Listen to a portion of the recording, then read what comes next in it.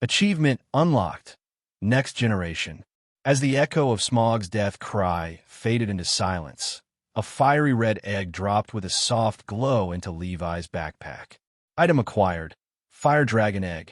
Incubation condition. Placed near magma. Levi exhaled and pulled his sword free from the dragon's massive jaw. The blade shimmered, untouched by blood despite felling a dragon. The battle was over. Behind him, Bard emerged from the shadows of the cave, staring at the dragon's corpse in stunned silence. "The legends were true," he murmured. "Your ancestors were dragon slayers. From this day on, your family shall stand tall once more." Marksman Bard. From another tunnel, Thorin stepped forward to greet Bard, just as a loud cheer erupted. Dozens of dwarves came rushing through the secret path, jubilant. "Ha ha ha! It's dead! It's really dead!" The dwarves surrounded Smaug's massive corpse. Among them, Keely bounded forward and kicked the dragon in triumph, only to recoil instantly, clutching his leg and wincing. Philly caught up and raised an eyebrow. "You okay? That leg's still injured." "I'm fine," Keely lied through gritted teeth. "Just very happy." Thorin raised his voice, rallying his kin. "The dragon is slain. Our vengeance is complete. From this day forward, Erebor returns to the house of Durin." The cheers gradually faded as the reality of what came next settled in. Plans had to be made. "Our next step is clear," Thorin said. "Find the Arkanstone and call for reinforcements." Only Dane might arrive in time, a dwarf noted grimly. "How many are there in the enemy host?" Thorin asked, turning to Levi. Levi crossed his arms. "Over 20,000, not counting the wargs. Many of them are trolls. And not just any trolls, ones that walk in daylight. I suspect they're Orogs, enhanced by foul breeding." The dwarves' faces turned grave. "A horde of 20,000, someone whispered in disbelief. Bard looked confused. "Oak? Warg? I'm not following." Levi glanced at Thorin, who explained, "An orc army is marching from Dol Guldur and Moria, northward. They'll be here in days." Bard's face went pale. "Then they'll pass right through Lake Town." He turned sharply. "I must return immediately. My people, my family, they're all in danger. The dragon, the treasure, none of it matters compared to their lives." Thorin called after him. "Erebor can offer sanctuary, if needed." Bard paused, looked back, and gave a nod. "I know." Then, in a blink, the scene shifted. The massive corpse of the dragon was flipped over and vanished into Levi's inventory. "We waste no time," Thorin ordered. "Let's find the Arkanstone." He stepped closer to Smaug's remains and looked at Levi. "You've been staring at it for some time."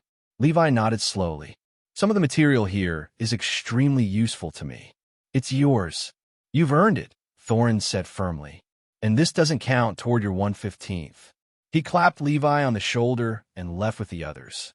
Now only Levi and Bilbo remained. Bilbo hesitated near the dragon's carcass, wide-eyed. Levi?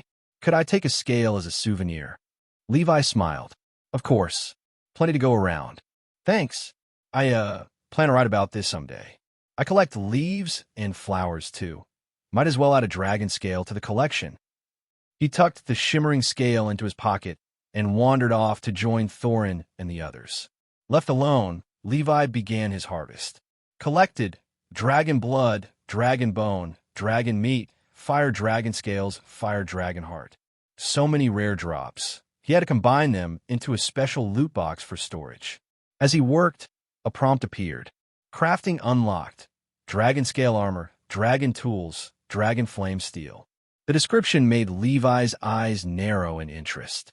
Dragon flame steel was said to surpass even netherite alloys. Weapons crafted from it would outmatch even his ancient elven blade. But the catch? Requirement. Dragon fire, fire dragon. And the only fire dragon left, Smaug, was now dead by Levi's hand. Luckily, the dragon egg offered hope. Once it hatched, he'd have another source. Still rummaging through the remains, Levi found another surprise. Item acquired. Wing membrane. Synthesis unlocked. Elytra. A grin spread across his face. Achievement unlocked. The sky is the limit. Take flight like never before. He immediately crafted and equipped the elytra, launching into a smooth glide across the treasure hall. The sensation was exhilarating, true aerial freedom. With Erebor's stores of gunpowder, he could craft plenty of fireworks for propulsion. After a few laps through the cavern, Levi returned to the ground and whispered to himself, "It's time to find Thorin." He set off through the secret tunnel, recalling the layout from memory. If I remember correctly, down through that gate. As he passed a vast dwarven furnace, new prompts popped up. Crafting system updated. Erebor, Lonely Mountain Series. New structures unlocked. Multi-block industrial forges, bellows, or transport chains, forging tables, liquid conveyors. A complete Dwarven industrial forge system appeared in his crafting interface. Levi paused, overwhelmed. Okay, that's a lot, but his grin only widened. Levi stood before the updated synthesis table, absorbing the wealth of new schematics. Among the additions were two instantly recognizable entries: Dwarven Wind Crossbow and Black Arrow. The crossbow was modular, forge the components and assemble. But the Black Arrow? That was a different beast. It required intricate forging techniques, rare materials, and experience to craft. It pulsed with something deeper, a loyalty enchantment. Attribute, loyalty. The Black Arrow returns to its wielder, no matter how far it's launched. More than that, the Black Arrow dealt extra damage to dragons and could pierce even enchanted armor. Levi's eyes glimmered with excitement. So many powerful tools, yet what truly quickened his pulse was something unexpected: gears. The Dwarven gear system could mimic redstone mechanisms and bring automation to his territory. Massive gates, like the one in the hidden chamber where Smaug had fallen, could be raised with a single pull. No magic, no sorcery, just ancient Dwarven engineering. When Levi returned home, he would upgrade everything. Found it. A familiar voice rang out as Levi neared the treasure cellar. Inside, Bilbo stood in front of Thorin, holding the Arkanstone, the luminous jewel that pulsed like the heart of the mountain itself. Thorin's breath caught as he reached out and clutched it reverently. Ah, the heart of the mountain. So beautiful. My precious. At that word, Bilbo froze. A shiver ran down his spine. His breath faltered. A dark image flashed in his mind. A certain ring, a creeping madness. Far away in Dol Guldur, a massive eye-shaped shadow swirled atop a ruined tower. It turned north sharply. I feel it, its presence. Sauron's voice was filled with hunger. Bring it to me. He summoned the 9 ring wraiths. Suddenly, footsteps echoed on ancient stone. 3 radiant figures ascended the steps. Elrond, Lord of Rivendell. Galadriel, Lady of Lothlorien. Saruman, the White Wizard. The eye pulsed in alarm. Who dares disturb me? Orcs surged forward to protect their master. Galadriel's voice rang with command. Turn back, or be destroyed. The orc leader scoffed and charged. Galadriel raised a hand. Boom! A burst of light obliterated the charging orcs. No remains, no armor, just dust. Galadriel did not issue threats. She issued fate. The 9 appeared, emerging from the shadows. But even with all their dark magic, they could not pierce the barrier of power woven by the 3. Each time they were shattered, they reformed around Sauron, weaker. You cannot destroy me. Sauron unleashed his full might. Darkness enveloped Dol Guldur, pressing down on everything. Even Radagast, waiting outside, felt terror grip his heart. But Saruman stared in awe, wide-eyed, silently envious. This is what I seek. Then Galadriel's light swelled, so radiant it blanketed even her own aura. It was the starlight of Arendelle, forged from a Silmaril, a light the darkness could not overcome. Sauron's power waned. He fled, retreating to Mordor, unable to set foot outside it for a long, long time. Back in Erebor, Bilbo sat on a stone bench, visibly worn. Hey, Bilbo. Levi approached with a grin. I brought you some milk. Ah, thanks. I'm parched. Bilbo accepted the cup and downed it with an audible gulp. That's refreshing. I should drink this more often. It's got real kick. Levi nodded, then casually said, "Once this is over, would you visit my territory? I have some ideas, nothing dangerous.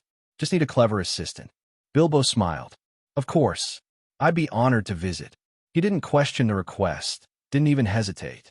Levi turned to Thorin, still entranced by the Arkanstone. "Thorin," he said firmly, "it's time to send word to the Iron Hills."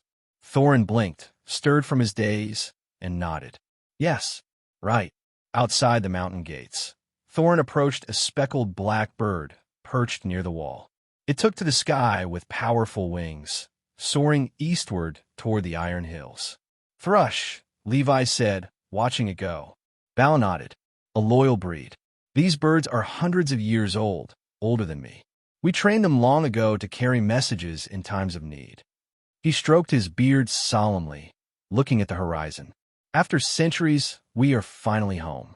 But his gaze shifted to Thorin, still clutching the Arkanstone with a zealous gleam. "I just hope we don't lose ourselves again." Levi placed a hand on his shoulder. "You won't." "I hope so. I hope so too." Stretching his shoulders, Levi stepped onto the parapet. He turned to Balin. "You all stay here. I need to leave briefly. I'll return soon." Balin raised a brow. "The stairs are that way, you know." Levi grinned. "I'm aware." Whoosh! He leapt from the wall, drawing gasps from the dwarves. Whoosh! Fireworks ignited. The next moment, Levi soared across the sky, wings spread, gliding like a shadow over the mountain winds. "Are those wings?" Bomber blinked in awe. "I want to try." Beaufort glanced at Bomber's hefty frame, a strained smile forming. Maybe let's not." Above them, Levi rode the wind, free, weightless, and ready for what came next. Hey, welcome to Firescale Audiobooks. If you enjoy our audiobooks, please consider subscribing to the channel. Also, feel free to share your review in the comments section below. Changhu Town. No matter what happens outside, people here always believe that living their current life well is the most important. Life is already difficult and poor enough, and no matter how big things happen outside, it can't make gold flow out of the river. The lakes and active rivers surrounding the town are not only a source of food for the residents of the town, but also a barrier to protect them. By cutting off the bridges leading to the land, most enemies can be prevented from invading. But this method obviously can't stop Oak. At least that's what Bard thinks. "Bane, pack your things at home, take your sister and leave here. Go north, far away, to find the dwarves there." "What happened, father? Why did you leave suddenly?" Bane opened his eyes wide and felt a little at a loss. Vader immediately leaned over, pressed his shoulder, and said seriously, "Listen, Bane, there's an army of Oaks approaching here. They will bring killing and death. You must not stay here." "What about you?" "I want to evacuate the townspeople. They had no idea of the impending disaster and needed someone to warn them." Bane opened his mouth to say something, but under his father's stern gaze, he closed his mouth and honestly maintained the safety of the family. "By the way, I remember that 2 elves came to my house. Where did they go?" "They're near Changhu Town and have not left." The lakeside bridge. Looking at this town that often had trade relations with the forest, Legolas frowned, always having a bad feeling. "I always feel a shadow approaching, Toriel. Maybe it's just an illusion." Unlike Legolas, Toriel always looked towards the north. She touched the small object in her hand and slowly said, "They have been gone for a long time. If something happened, there should have been news by now. Maybe their operation has been successfully completed." The two of them seemed to be talking about the same thing, but they seemed not to be talking about the same thing. "Lord Legolas." Just as he was talking, an elf came on horseback from a distance. The voice arrived before the person arrived. He stopped in front of the two of them and said to Legolas, "Your Majesty, please go back." "What about Toriel?" "She has been banished. Tell my father that if Toriel has nowhere to go, then neither can I." Hearing this, the elf who came to deliver the news shook his head helplessly. He couldn't force Legolas to do anything. It was his entire responsibility and all he could do to convey the message. "Let's go, Toriel." "Where to go?" "To Gundabad." "Why go there?" Legolas borrowed the messenger elf's horse and said to Toriel, "That's the place where my mother died in battle. I have never been there, and my father also kept silent about it. I want to see it. Toriel didn't know what to say for a moment. This was the king's secret, and she was not qualified to comment. Okay, I'll go with you. Almost as soon as Legolas and Toriel left on horseback, an old man in gray robes came running over on horseback. When he saw an elf standing helplessly by the bridge, he immediately got off the horse. Horse, greetings to you, Grey Wanderer, the elf greeted politely. Elf of the Woodland Kingdom, why are you here? Gandalf felt something strange. I'm here to ask Lord Legolas to return. Legolas? Oh, I know him. That prince has a bad temper. I guess this matter won't go well. Yes, he rode my horse to Gundabad. Gundabad? Gandalf's face became serious. What is he doing there when he has nothing to do? Stupid. The current situation cannot tolerate his willfulness. Whoosh! When Gandalf frowned, he suddenly heard a familiar sound coming from the sky, just like the fireworks he set off in the Shire last year. But there was only the sound of launching and no explosion. He raised his head and saw a figure gliding and circling in the sky. After a moment, he seemed to notice the old man in gray robe on the ground. He changed direction and dived downwards, diving into the water next to him. Gandalf, why are you here? Levi swam ashore, folded his elytra, and asked, nodding hello to the elf next to him. This is what I also want to ask you. How is the situation over there? Seeing Levi appear, Gandalf felt a little relieved inexplicably, and his brows relaxed a lot. The evil dragon is dead. It was killed by Bard and I together. Oh, you may not know Bard. He is a descendant of Lord Girion of Riverdale City. He was a big help. He used black arrows to severely damage the evil dragon. I can easily kill him. I see. That's really amazing. Gandalf thought for a while and said, in this case, things may become a little easier. We can let the people of Long Lake Town take refuge in Erebor. The walls there may not be able to resist the dragon, but for the Oaks, it's pretty solid. Thorin must have retrieved the Arkanstone by this time. As long as we can hold on until reinforcements arrive, we have a chance to defend this place. I think so too. Levi agreed. Listening to the conversation between the two, the expression of the woodland elf next to him gradually became serious, and he immediately said, Gandalf, could you lend me your horse? Oh, if you need it, just take it first. I have arrived at my destination, and I no longer need it for transportation. Thanks. The elf left quickly, presumably having a lot to say to the king. I have to go to the town and see. People here don't know what's going to happen. Gandalf was in a hurry to bring the wizard's warning to the town. What about you, Levi? What brings you here? Maybe I can help. I have the same purpose as you. In fact, someone has arrived before me. It's the bard I mentioned. I'm not too worried about him, so I want to come and see. But since you're already here, there's no need. Me. Levi put on his elytra again and took out the fireworks, eager to take off on the ground. Where are you going? Do what I'm better at, building walls and maybe some traps. Whoosh! As a firework ignited, the elytra opened instantly, pushing Levi into the sky against common sense, and began to glide in the direction of the lonely mountain. What new technology is this? Gandalf clicked his tongue when he saw it, but he soon focused on what he had to do. But before him, someone had already gathered the residents in the center of the town. Townshippers, listen to me, Bard shouted. There is an army of Oaks heading here. It will arrive in a few days at the latest. We cannot stop them and must start evacuating immediately. Wow. The crowd suddenly exploded, discussing what Bud said. People were panicked for a while. Although there was no concrete evidence, some people were already planning to go home and pack their things out of trust in Bud. But where should we go? Go to Lonely Mountain. The king under the mountain has promised to protect us. Rumor. Just when things seemed to be going smoothly, suddenly a mean figure squeezed out from the crowd, covered his red and swollen left eye socket, pointed at Bud standing high up, and shouted, You thief! A thief who escaped from prison. The first thing you do when you come out is spread rumors in an attempt to shake the lives of the townspeople. Alfred, everything I said is true. Okay. Even if what our people's fighter said is true, then why go to the Lonely Mountain where the fire dragon is entrenched? Do you want to send the people of Changhu Town to serve as snacks for the evil dragon? In my opinion, you, a guy with evil intentions, have been bewitched by the evil dragon for a long time. You came back this time just to harm our people. I will arrest you again right now." As soon as he finished speaking, 2 guards in armor came forward from behind, pretending to recapture Bard. What he said is true. At the critical moment, an old man in a gray robe came, squeezed past the guards, stood in the middle, and said loudly to the crowd, "Don't worry about the evil dragon.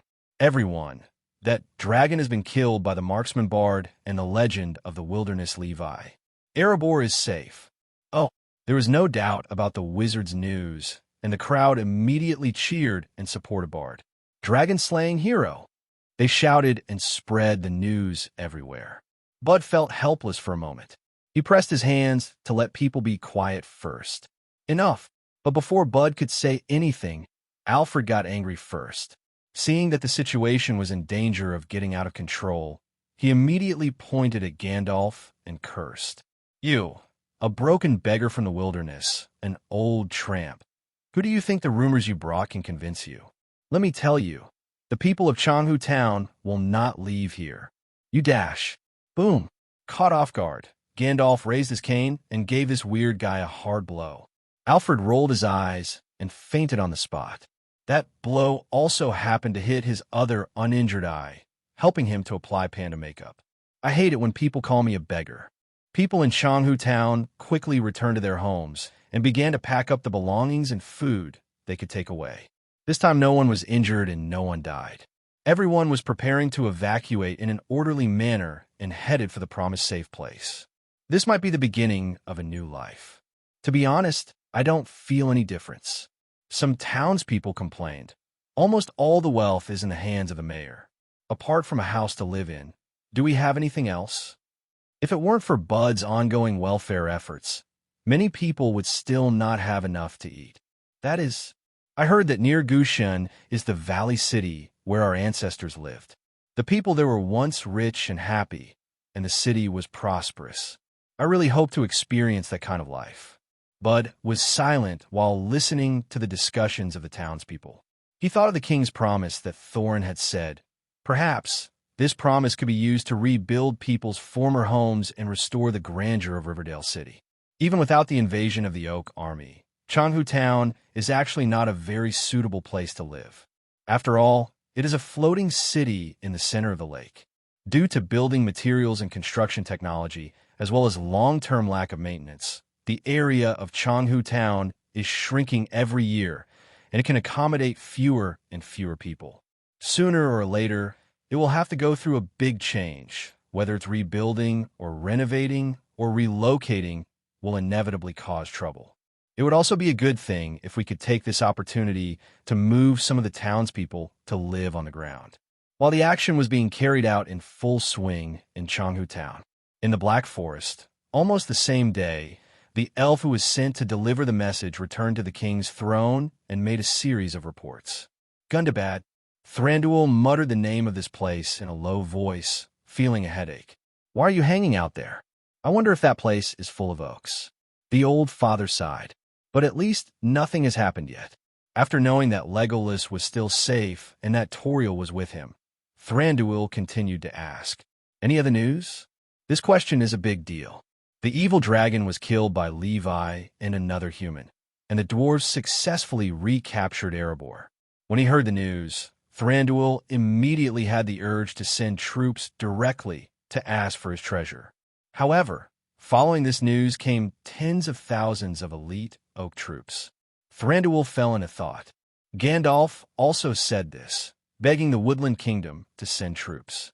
Erebor and Long Lake Town are very close to the Woodland Kingdom, closer than Levi's home to Breetown. They are really close neighbors, and it takes less than a day to visit them. No one can run away if something goes wrong. If the Lonely Mountain and River Valley regions are all occupied, then the Woodland Kingdom is likely to become a real isolated island, surrounded by orcs and spiders on all sides. In addition to these problems, there is another thing. Legolas is still there now. With his stubbornness, he will definitely not choose to escape. He can be seen 100% on the battlefield. No.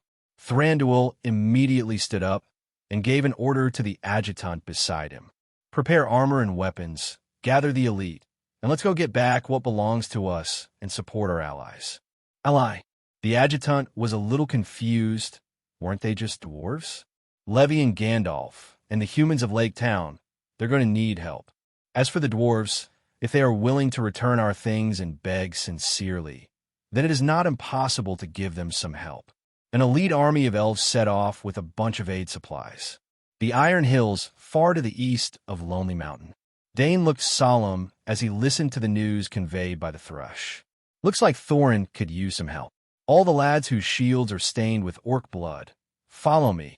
The dwarves roared and prepared their armor and chariots, mounted their goats and wild boars, and headed towards the Lonely Mountain. The number of this team is smaller than that of elves, but it is elite enough. The reason why the Iron Hills are called Iron Hills is because the iron or content in that area is extremely high, but compared to other metal mineral deposits, there are very few, especially gold and silver. Weapons, armor, chariots, heavy crossbows, all the equipment are enough, but if you want money, you really can't squeeze out any money. It can be said that they have everything but no money.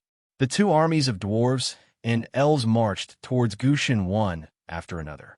But in Gushan, Levi looked at the vast, deep valley and urban ruins and felt like he was going bald. To build a wall that can effectively defend this place is not a small project that requires hundreds of thousands of squares. Even if it is poured with lava and water, the workload is painful. But the problem is not big.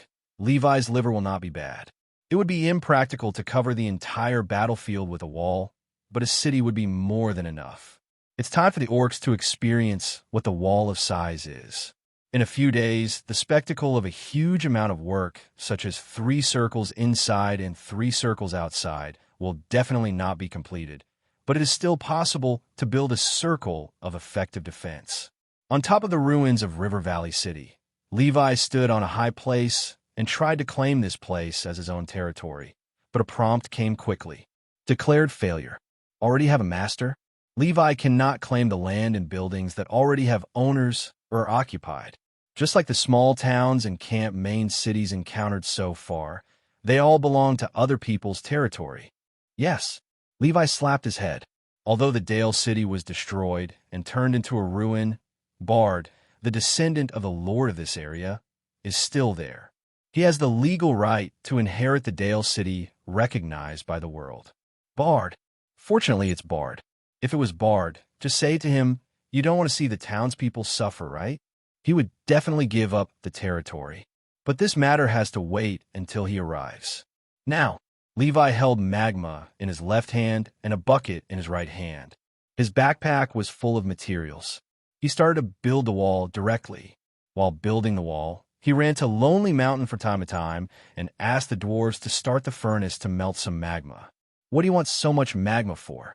In the smelter, Duvalin wiped his sweat and operated the mining cable car to rumble into the huge furnace to pour stones and slag. That's a wonderful tool that will be used in a few days.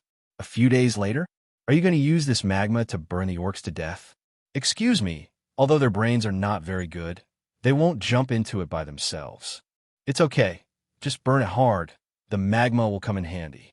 Levi said mysteriously, and then asked, by the way, where's your storage room? I may need some. Mine. You may need to ask Balin or Thorin. They're more familiar with the structure here. Mine. Thorin thought for a while in front of the king's throne. I can take you there. Are you going to build something? Yes, to build something to deal with the orc army in a few days. Thorin nodded and said, if you need help, I can provide some help. Although I've been wandering for many years, my forging skills have never fallen behind. No, I can do it myself, but do you have enough mineral reserves here? I probably need a lot of iron and a certain amount of gunpowder. This sentence made Thorin laugh directly. Levi, you may not know that although Erebor has been occupied for more than 100 years, the various mineral deposits and metal reserves in it have never been touched. If you have the ability, you can use them to make thousands of sets of armor. It's just a little, or you can use as much as you want. That's what I said. Thorin said generously. Ha, what a joke. Can one person empty the Lonely Mountain in a few days? What's wrong? What happened? When he woke up, the mayor of Changhu Town felt that the sky was falling. Why were the townspeople packing their things? But that's it. He grabbed the leftover baked mutton eggs with butter mushrooms on the table and took a bite. He drank a whole glass of strong wine in one breath, wiped his hands on his clothes, and the mayor shouted, "Alfred, where are the people? Can anyone tell me what happened?" He hurriedly ran out of the house, grabbed a town citizen outside, and asked, "What are you going to do?" "The Oak Army is coming soon, and we have to take refuge in the lonely mountain." After the townspeople said this, they immediately swatted away the mayor's greasy hand in disgust and walked away quickly around the road. "What kind of army? What kind of lonely mountain? What are you doing?" The mayor angrily shouted. "Why didn't anyone tell me such an important thing? If you still have some sense, pack your things and leave."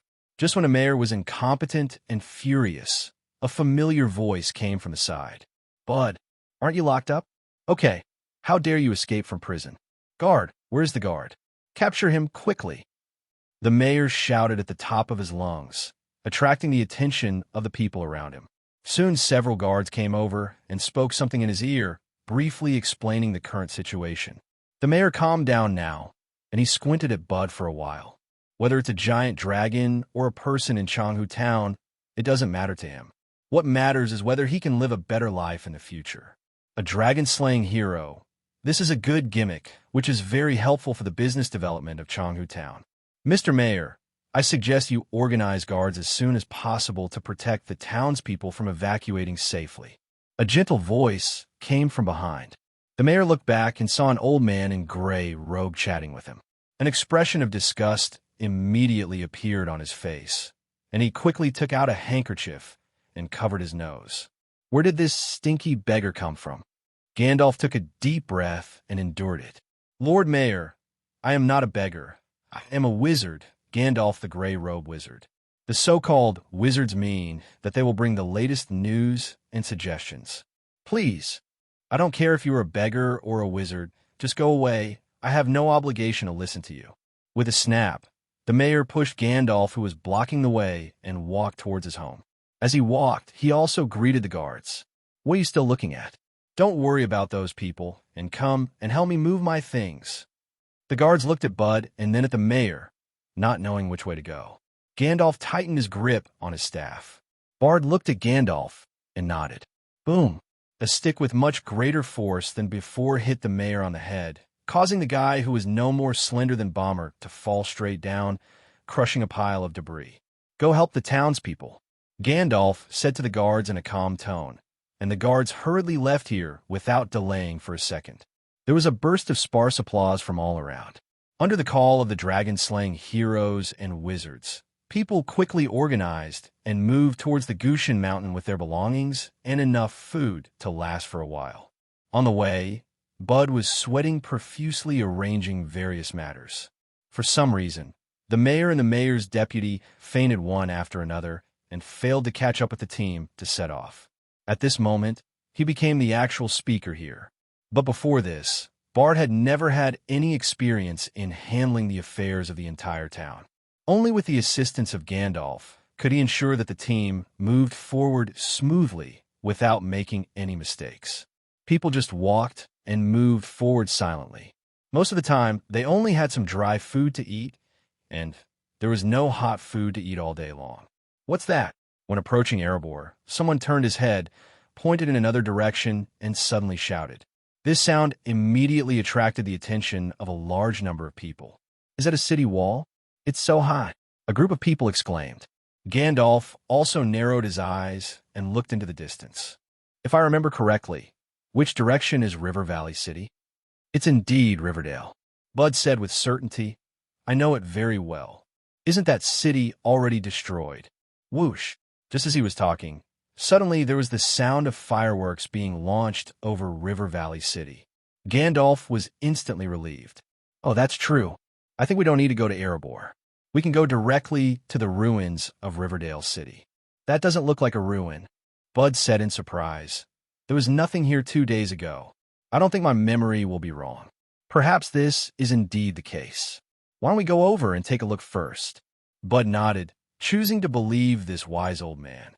In fact, he didn't know what a wizard was. After all, He had never sat in the position of ruler. But he knew one thing. That is, the wizard and Levi were in the same group. The two of them appeared together in the rumors spread by the refugees, so they must not be bad people. Is anyone here? In front of the towering city wall gate, Gandalf raised his head and shouted. Crunch! As a mechanism sounded, 3 thick iron gates rose one after another, and the city gate opened. Gandalf! Levi said hello at the top of the city wall. I knew you were here, Levi. Gandalf knocked on the wall and estimated that it was 6 meters thick, solid, and nearly 30 meters high. But this wall, although thick and high, has nothing on it, just bare, as if it was made of a pile of stone pillars and has not been repaired yet. But as a temporary defense measure, it is enough. And Gandalf looked down and felt that the gate was a little hot, and there seemed to be something underneath. Don't stand there, come in, Levi shouted from above. Bard glanced at Gandalf, and after Gandalf nodded, he assuredly arranged for the townspeople to move forward. The townspeople looked at this reassuring wall with wide eyes, exclaimed, and went into the city one after another to rest in the open space. Make a fire and cook. We will rest here for a while. After giving orders and arranging their families, Bard and Gandalf came over together to greet Levi, who jumped off the wall. Is this what you mean by building a wall? I thought you just wanted to strengthen Erebor's defenses. It's really unexpected. What's so good about repairing Erebor's wall? It's not broken. Shrugging, Levi built a staircase on the spot and invited Gandalf and Bard to climb up the wall and overlook the valley. The city of Dale is located in the valley between the southwest ridge and the southeast ridge of the Lonely Mountain. There's only one side leading to the city. In other words, it only takes one wall to build a good defense in the city, which saves Levi a lot of effort. Before the residents retreated here, he had already built the prototype of the wall and also arranged a lot of magma traps and deep pits. As long as the mechanism is pulled, the enemies above can fall down. Looking at this solid high wall, Gandalf couldn't help lighting his pipe and was overjoyed. This is much harder than ordinary city walls. They build walls piece by piece, but the wall you built seems to be a large stone dug directly from the ground. It is naturally one piece without any gaps. What are you talking about? What does it mean to build a wall? Is this wall just built? Bard couldn't hold it in any longer. I can't imagine it. Even if everyone in Long Lake Town is mobilized to build it together, there is no shortage of materials and supplies. It will take years to build such a high wall. There are many things you can't imagine. Gandalf blew out a smoke ring with a look of what's so strange about this kind of thing, which made Bard open and close his mouth, hesitant to speak. The old man continued, but speaking of it, since you can build a wall, then can your puppet also? This not now. Then what is your pumpkin field used for? Gandalf pointed to a piece of farmland under the wall. I remember you said that pumpkins are needed to create that kind of puppet, right? That's why I said it's not possible now, but I didn't say it's not possible in the future. What do you mean? This matter mainly depends on the descendants of our River Valley Lord. Levi walked up to Bard, who was still scratching his head, and said sinisterly, Master Bard, you don't want to see the residents of Chonghu Town suffer, right? What do you mean? Here, Bard was still digesting the fact that Li Wei had built such a large city wall by himself. Unexpectedly, the kung fu talk would be about him in such a short time. Of course I don't want to see it. Even without the war, the townspeople have suffered enough. Then it's time for you to make a choice. Levi looked at him and explained, Bard, as a descendant of Lord Jirian of River Valley City, you have the legal inheritance right here, which is recognized by the entire world. Now, you have to give it up and hand over the ownership of this land in River Valley City to me, so that I can protect your safety. I can guarantee this. Bud shook his head. This place is in ruins. So your answer is? Before I respond, may I make a request? Speak. I hope the townspeople can have a place to live and no longer have to experience poverty, hunger, and homelessness. Puff! Levi couldn't help but smile and patted Bud on the shoulder. I'm not a big, evil person. It makes me feel like I really want to swallow this place up. The townspeople can live wherever they like, and I won't drive them away. Looking at Levi with mixed emotions, and then at the old man smoking a cigarette and glancing secretly this way, Bud sighed deeply. I always feel like you guys are teaming up to tease me. Okay, then, as a descendant of the Lord of River Valley City, I, Bard, voluntarily give up the inheritance rights of this land and give it to Levi. The agreement takes effect. Gandalf said next to him, "The territory River Valley City has been created. Number of territories, 2. Congratulations on making the right choice. I'm going to go to Gushin next. We'll see you later. Wait for me. Let's go together. I'm going to see Thorin." Gandalf put away his pipe and prepared to go down. "You can catch up by yourself later." What? Whoosh. As soon as the fireworks went off, Levi had already put on his elytra and flew away. Gandalf's old face twitched. I always feel like I won't be able to keep up with his pace in the future.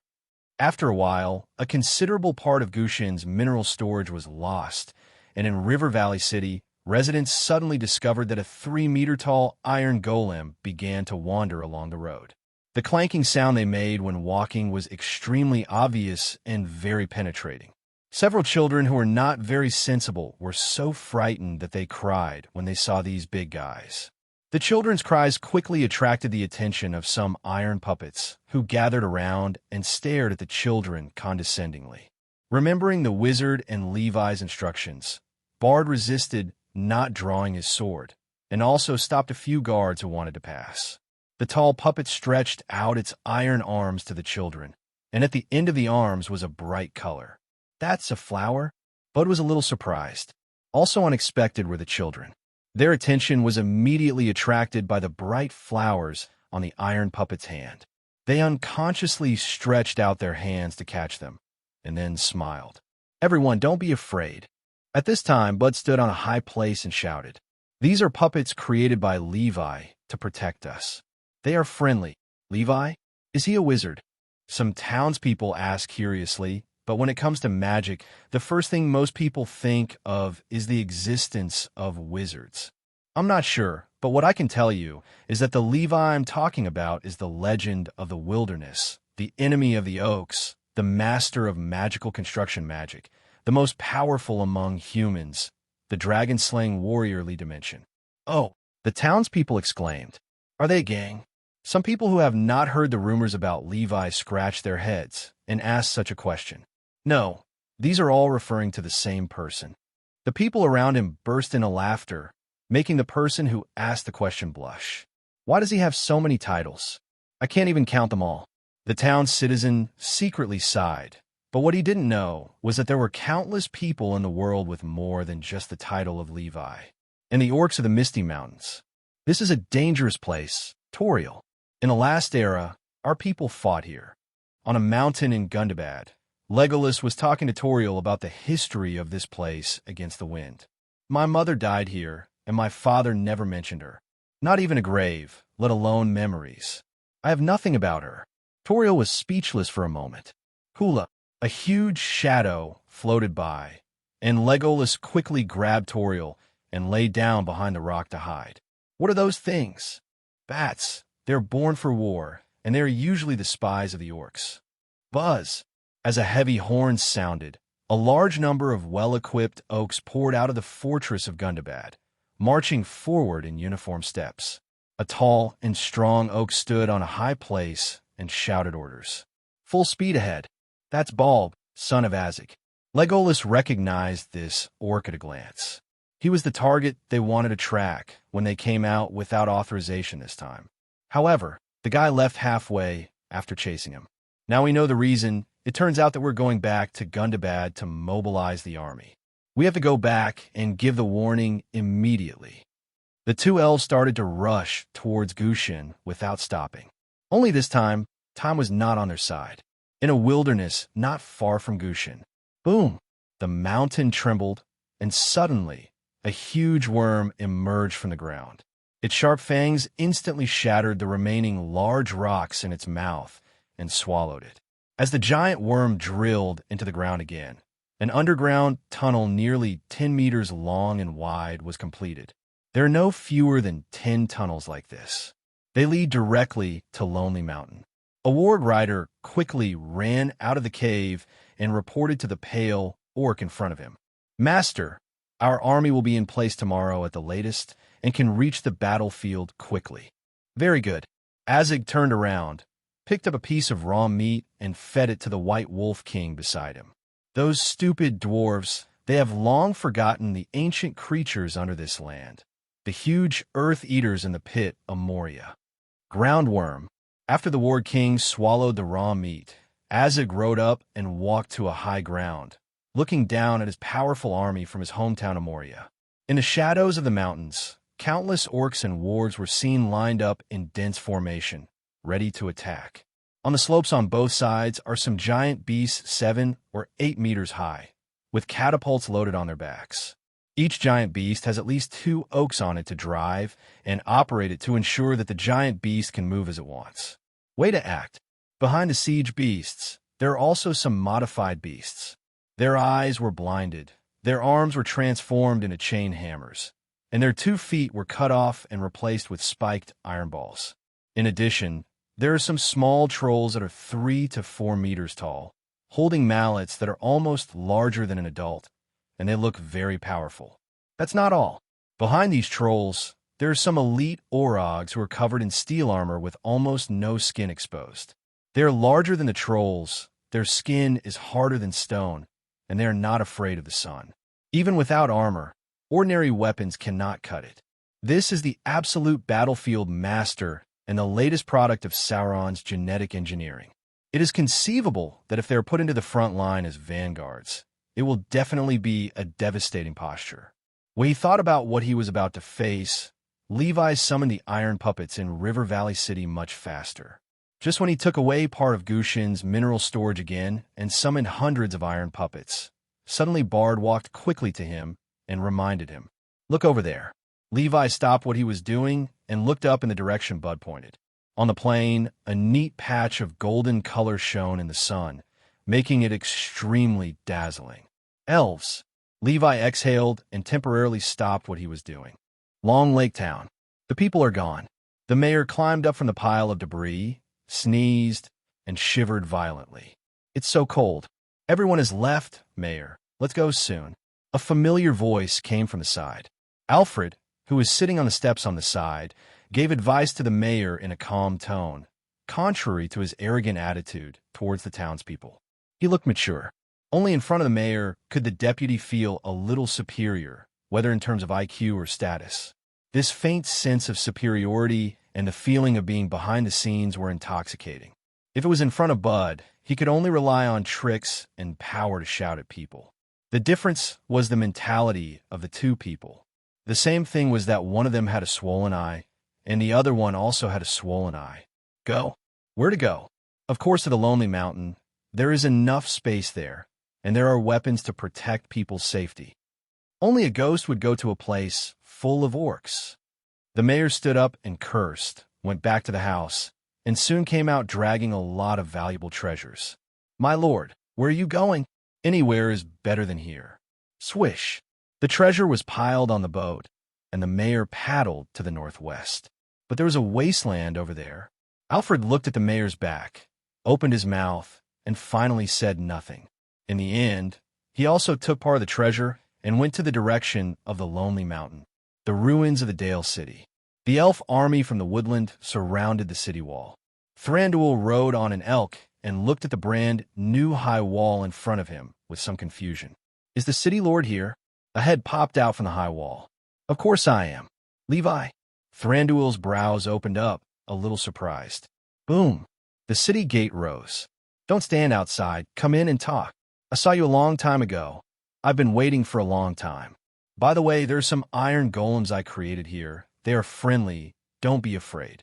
Thranduil nodded, waved his hand behind him without any worries, signaling the soldiers to enter the city. The uniform footsteps sounded, and when there were iron golems passing by, they bypassed them and moved forward in a diversion. There was no stagnation throughout the whole process, which was extremely smooth, and Levi could not help but say that it was pleasing to the eyes. Soon, this army was all over the streets and alleys, standing there in an orderly manner. Distribute supplies. A group of elves took action and distributed the food and vegetables brought from the forest to the people of Changhu Town. While the townspeople cheered, Thranduil had already placed his mount and met with Levi and Bard on the city wall. Bard looked at the scene under the wall and said to Thranduil at the first time, "Thank you for your generosity. I really don't know how to thank you. In fact, thanks to the pumpkin field planted by Levi and the food brought by everyone from home, the food is completely sufficient, but it is a bit monotonous. Now, Thranduil has brought a lot of different supplies, and there is even a lot of wine in it, which just makes up for the needs in other aspects, and the happiness of the townspeople has increased visibly. Now, it is gradually entering winter, the weather is cold, and we need something to warm our bodies. No need to express your gratitude." Thranduil didn't take this matter to heart. He said, "I didn't come here specifically for you. I came to take back what belongs to me, the old Sundera." Levi looked at the king with a smile. This group of elves always likes to talk about something else to show that what they do is just a matter of convenience, so that the other party doesn't have to think too much. Bard nodded heavily. He didn't know what Sundera was. He only knew that these supplies were real help. Come to think of it, I've never heard of the Wall of Riverdale being rebuilt. Did something happen here that I don't know about? It doesn't look like something that can be built in a few days and... Thranduil drew out his sword and knocked on the wall under his feet. It doesn't even look like it was built bit by bit, but it looks like someone used powerful magic to pull the stones directly out of the ground to form a natural stone wall. Thranduil stopped talking. There are beings who can do this, and there are many, but it stands to reason that such a powerful force is forbidden to appear in Middle-earth. Of course it's me. Levi put down 2 blocks on the spot and demonstrated them to Thranduil. Look, it's that simple. So that's it. This is the magical construction magic in the rumors. Thranduil reluctantly accepted this. It seems that our allies are unexpectedly powerful. I heard that Gandalf is here too. Him. Levi pointed in the direction of the Lonely Mountain. He's talking to Thorin, and it'll probably take a while for him to come back. Then I'll wait for him to come back. After a few words, Thranduil went down to command the setting up of the tents and arrange various matters. Bard also followed to organize the people of Long Lake Town. Whoosh! Levi jumped down from the city wall and rose up again in an instant, flying towards the Lonely Mountain. "Bilbo, take this." In Erebor's treasury, Thorin took out a piece of mithril chainmail and put it on for Bilbo himself. No sword can penetrate this mithril armor. It is not even worse than Levi's armor. Maybe you'll be able to use it, but I'm not a warrior, just a hobbit. Bilbo was a little uneasy. This is a gift, a symbol of our friendship. Even though he was cursed by the dragon, mired in greed, and shouted every day, "I will not drop a coin," Thorin still gave away this piece of chainmail that could buy an entire shire. Thorin. At this time, an old man appeared at an inappropriate time and began to greet Thorin from afar. "Did you call for reinforcements?" Old Gandalf walked over with vigorous steps, patted Bilbo on the shoulder, and looked at Thorin again. "Of course, Gandalf. On the first day I got the Arkanstone, I contacted Dane. Don't worry, he has arrived with the Iron Hills army now, and he will probably arrive today. When the time comes, the army will be before us, and no one will be able to take away the treasures of Erebor. No one can take a coin from here." Gandalf frowned. "You have changed, Thorin." "Yeah." Thorin raised his head and said calmly, "You are right, I have indeed changed. I'm no longer the little dwarf lord I used to be. Now I am the king under the mountain, sitting on the treasure of the entire mountain. You..." Gandalf's expression became more and more serious. Broken, exactly like his grandfather. The well-informed Gandalf recognized the symptoms at a glance. This is the dragon's disease, and the royal bloodline of Durrant's family will suffer this curse whenever they step into the Lonely Mountain. The degree of charm is almost comparable to that of the Lord of the Rings. "Thorin, you are ill, very ill. Put down the Silmarillion. It is not too late. Are you asking me to let go of the Arkanstone, which I have gone through so much hardship to find, and ask me to give up on becoming the king under the mountain? I can take it for granted, Gandalf, but only this once." After saying that, Thorin turned and walked away, not caring what happened to Gandalf behind him. "Without the Silmaril, wouldn't you be the king under the mountain?" "Whether I am a king or not is not something that a mere wizard can decide. You are not qualified to tell me this, Gandalf. Gandalf was so angry that his eyes dazzled and he hurried after him. What are you going to do? Wait for Levi. Instead of talking nonsense with a wizard who persuaded me to give up the results of the expedition, it will be better to go and see the person who contributed the most to the expedition. Waiting for him? What are you two going to do? Levi said that there are not enough mineral deposits in Gushin. I think he must have lost his way and did not find the right room. We have agreed to meet at this time, and I will personally lead him. Not enough mine?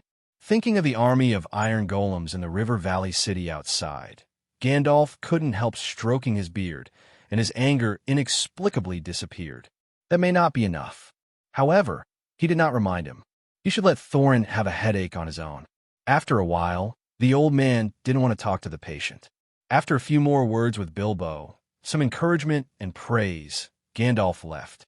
This is how the trio of old, weak, and sick disbanded. In front of the ore warehouse next to the smelting plant, Thorin raised his hand and motioned to Chili, who was accompanying him, to open the gate and walk confidently inside. Levi can't imagine our reserves at all. Maybe in his view, filling up a blacksmith shop with enough mines is already a lot, but our minerals are like mountains dash. The words stopped abruptly. Thorin quickly took a few steps forward, holding his hands on the fence, looking at the extremely empty warehouse, his breath stagnant. I might be lost too. Shaking his head, Thorin took a few big breaths and felt a little difficult to breathe. Chili, close the gate and follow me to the wall to get some air. Okay. Chili quickly followed the instructions. He didn't know if it was an illusion, but he always felt that his uncle's voice was a little trembling. Is there something terrible inside? After a while, in midair, Levi saw two figures on the wall of Erebor from a long distance, so he immediately landed accurately and stood in front of them. Hello. Not very good. Thorin's face looked a little gloomy. Unfortunately, Levi, I think our mineral deposits may have been eaten by the dragon.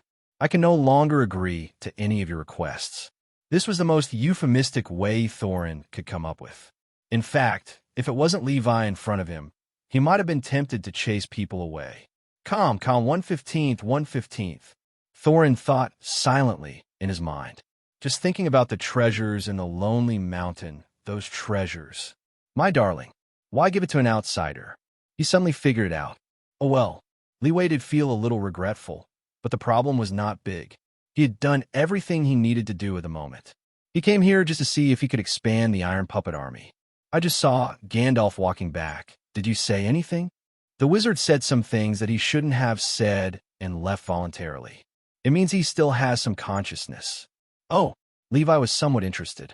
Just as he was about to continue asking, the gates of the Valley City rose one after another, and rows of well-equipped, golden-armored soldiers emerged from them.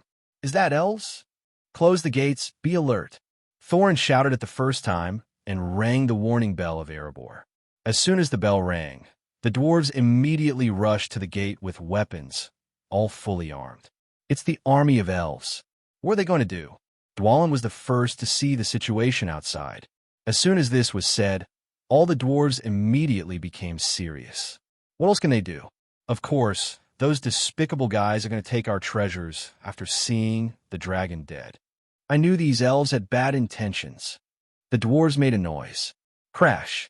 After a while, the army of elves had stopped in front of the city wall.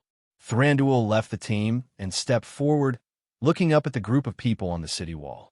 Thorin, son of Thrain, I heard that you have recaptured Erebor. Then your news is really late, Thorin said with a stinky face. What are you doing here? Are you here to celebrate for me? Then I will accept it. Besides, if there is nothing else to talk about, I suggest you dash. Get back to your forest immediately. The shouting spread throughout the valley, and the dwarves on the side also began to raise their fists to cheer. Thranduil waved his hand, and the army behind him drew their bows in unison and aimed at the top of the city wall.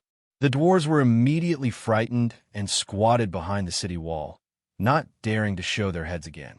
Thranduil made another gesture, and the archers behind him put away their arrows in unison and stood up again.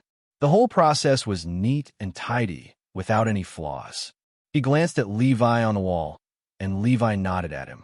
Thranduil then said to Thorin with relief, "I'm not hostile here. As long as you return the treasures that belong to my people, I will withdraw my troops immediately. Don't even think about taking a coin from me." Thorin shouted, "Thorin, we can't win." Balin hurriedly tugged at his clothes from behind and came up to persuade him. This is one of the few dwarves who supports returning the elves' rightful things. At this time, Gandalf also squeezed out of the elves' army and shouted at the city wall, "These treasures will—" "That's what they originally belonged to, isn't it?" Levi also added sentence.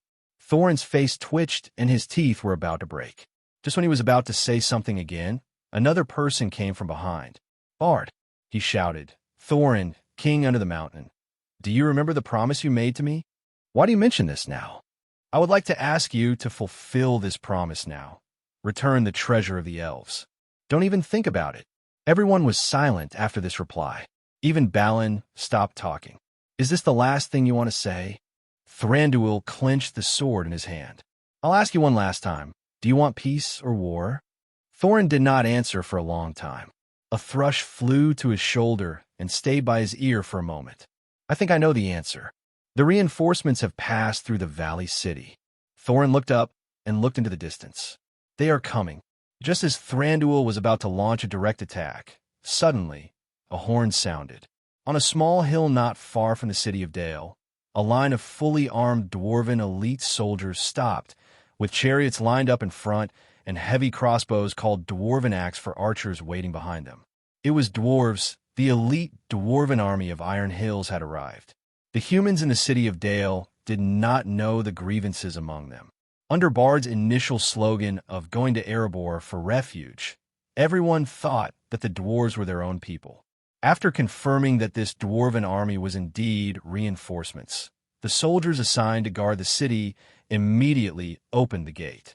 On this side, Thorin saw the Iron Hills' Lord Dane waving at him in front of the formation, and he was overjoyed and was about to shout on the spot, "I choose to fight."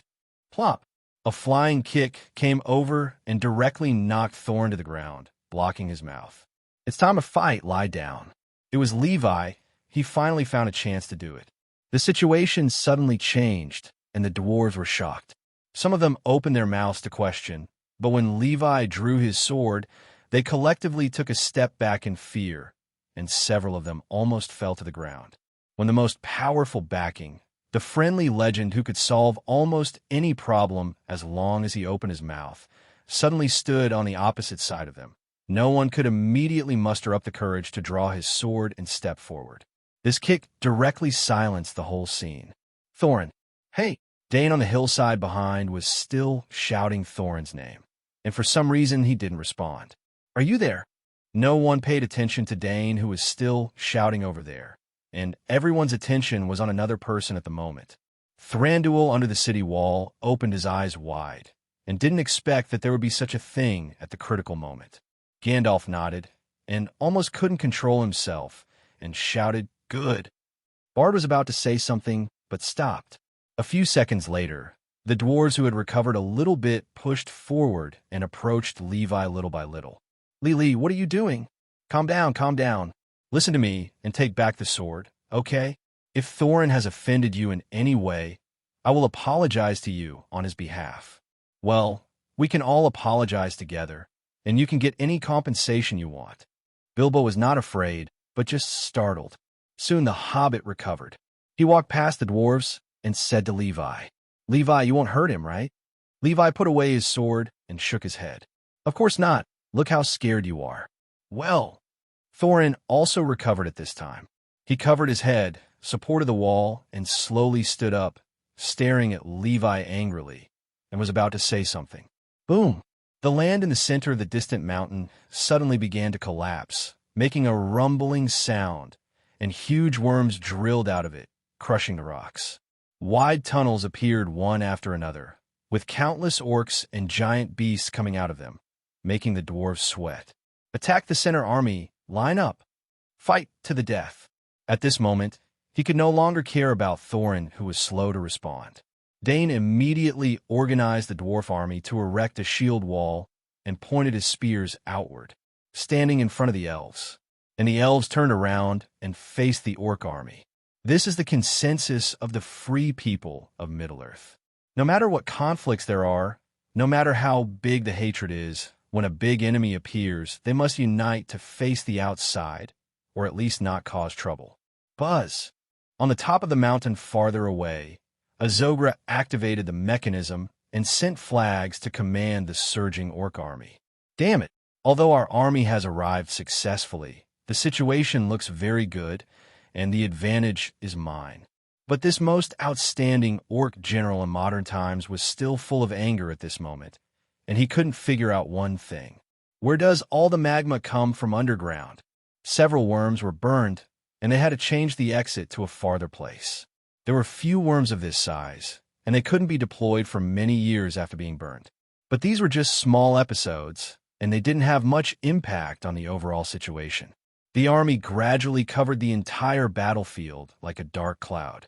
Bard panicked, said hello to the people around him, and immediately returned to the city. I have to organize the militia. On the high wall of Erebor, the dwarves naturally saw the situation below. Keely took the lead and said first, I'm going to fight outside the city wall. Who wants to join me? Come. Okay, we'll go too. The dwarves immediately became active and shouted, Stand by. A discordant voice came out. It was Thorin. What? The dwarves almost thought they had heard it wrong. Are we going to stand by and watch? I said stand by. Thorin turned around and walked slowly towards the hall. Soon, the figure was covered in shadows and became blurred. Just when Levi was about to follow and try to wake the king up, Bilbo suddenly stopped him and asked, Levi, do you have a rope? No, but I can make some. Oh, that's great. Bilbo nodded, habitually ignoring the part he didn't understand. It's okay to have it anyway. What are you going to do? I don't think I can just stand here and watch. Taking the rope that Levi had made, Bilbo tied the end of it to a stone, threw the rest of it under the wall, and slid down. Bilbo, Gandalf ran over to meet him. You want to join the battle too? Well, stay with me. Seeing that the hobbit was not afraid at all, Thranduil on the side also turned his head and felt a little impressed. You are quite brave for a hobbit. If I am right, you stole the key to the prison from under my nose. Bilbo did not know whether the Lord was praising him or complaining. These elves always spoke in such a strange way. Thank you. After thinking for a long time, he replied. Seeing Bilbo climb down smoothly, the dwarves on the wall could not hold back. No, I have to go down too. Keely was about to go down the rope, but a hand grabbed him. Balin. No, Keely. The king didn't give the order. Keely clenched his fists, stood there unwillingly, and did not move. The dwarves' almost blind loyalty forced them to stand by and watch without receiving orders. Voila! At the front line, the first batch of orc vanguards had approached the dwarf shield formation and were about to engage in battle. Bilbo whispered to Gandalf, What about the elves? Won't they fight? Gandalf didn't answer. Thranduil turned around and looked at the battlefield. The elves will never yield to the dwarves. Swish! Rows of elves flashed their long swords, stepped on the shields of the dwarves, and charged forward, unexpectedly giving the vanguard orcs a heavy blow, stopping them in their tracks. The light body makes it almost unbearable for the elves to step on the heads of the dwarves. Some elves can even jump onto the horizontal spears of the dwarves to fight without causing any deviation in the formation. There is no trace of walking on the snow, and the body is as light as the wind. This is the unique characteristic of elves. When the elves were almost done fighting and could no longer withstand it, Dane immediately shouted from behind, Charge!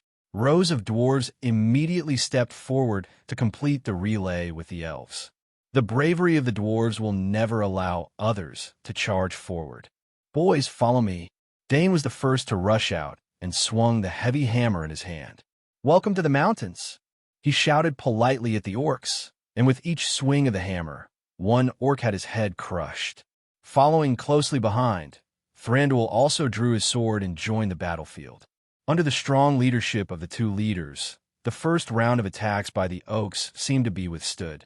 But soon, This advantage disappeared under the suppression of huge numbers. Where's Levi? Where is Levi? Behind the military formation, Gandalf was a little anxious. At this critical moment, where did the strongest combat power of our army go? Where's the army? You sit in this grand hall with a crown on your head, but you are humbler than ever. In front of the king's throne, Dwalin had tears in his eyes and almost used all his strength to say these words to Thorin. Get out, get out. Don't wait for me to kill you with my own hands. Thorin drew his sword and forced the faithfully admonished dwarf out. But what he said kept lingering in his mind and could not be dissipated. At the same time, more words said by his former companions began to appear in his mind. I hope you're not like your grandfather. But those treasures will kill you. Gandalf, they have madness in their blood. Elrond, it's just another crazy king. Thranduil, are we going to stand by and watch? Barain, I think it's time for you to wake up. It's still early and you haven't lost much. Levi? Thorin raised his head suddenly and found that a figure had appeared in the empty hall. He immediately said angrily, Don't think you. This is for our friendship. Boom. Before he finished speaking, Levi rushed over and punched Thorin directly in the face, knocking him to the ground hard. You? Stop talking so much. Give me a drink. Levi took out a large bucket of milk, held Thorin down, and poured it into his mouth. Gudong. Enough. Thorin's eyes flashed with clarity for a moment. He took a deep breath and suddenly figured out a lot of things. Her strong will gradually gain the upper hand, and she began to fight against the crazy illness. It's just that at this moment, in addition to his will fighting against the dragon disease, his body also has to fight against another person. I don't think it's enough. Tons. The milk continued to pour into the mouth. Stop. I haven't finished drinking yet. Keep going. I said stop. Thorin suddenly burst out with a huge force and pushed Levi and the bucket in his hand away. Stop. I've figured it out. He wiped the milk that flowed from his mouth and shouted in the loudest voice in his life, almost hoarsely. Listen to me. I'm not my grandfather. Clang. The crown on top of his head was slammed to the ground. The king under the mountain puts on his helmet. After roaring from the bottom of his heart, Thorin gasped for air and his eyes became clearer. He looked at Levi and said in a deep voice, Let's go out and fight. Buzz. On the city wall of Erebor, the trumpet sound suddenly sounded, and the sound was far-reaching and endless throughout the entire battlefield. Boom! Immediately after the trumpet, the warning bell was also rung, which was refreshing.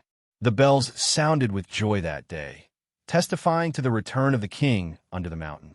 Crunch! The gate of Gushin opened at this moment, and 13 figures full of fighting spirit rushed out from inside. Aha! Thorin, I finally met you. Dane greeted Thorin excitedly. As soon as he saw this brother, he suddenly felt that his whole body was filled with inexhaustible strength, and he could smash another 100 orcs to death. There were other dwarves who had the same feeling as him. The oaks were stunned for a moment. Why did these dwarves suddenly act like crazy? It was so scary. Kill!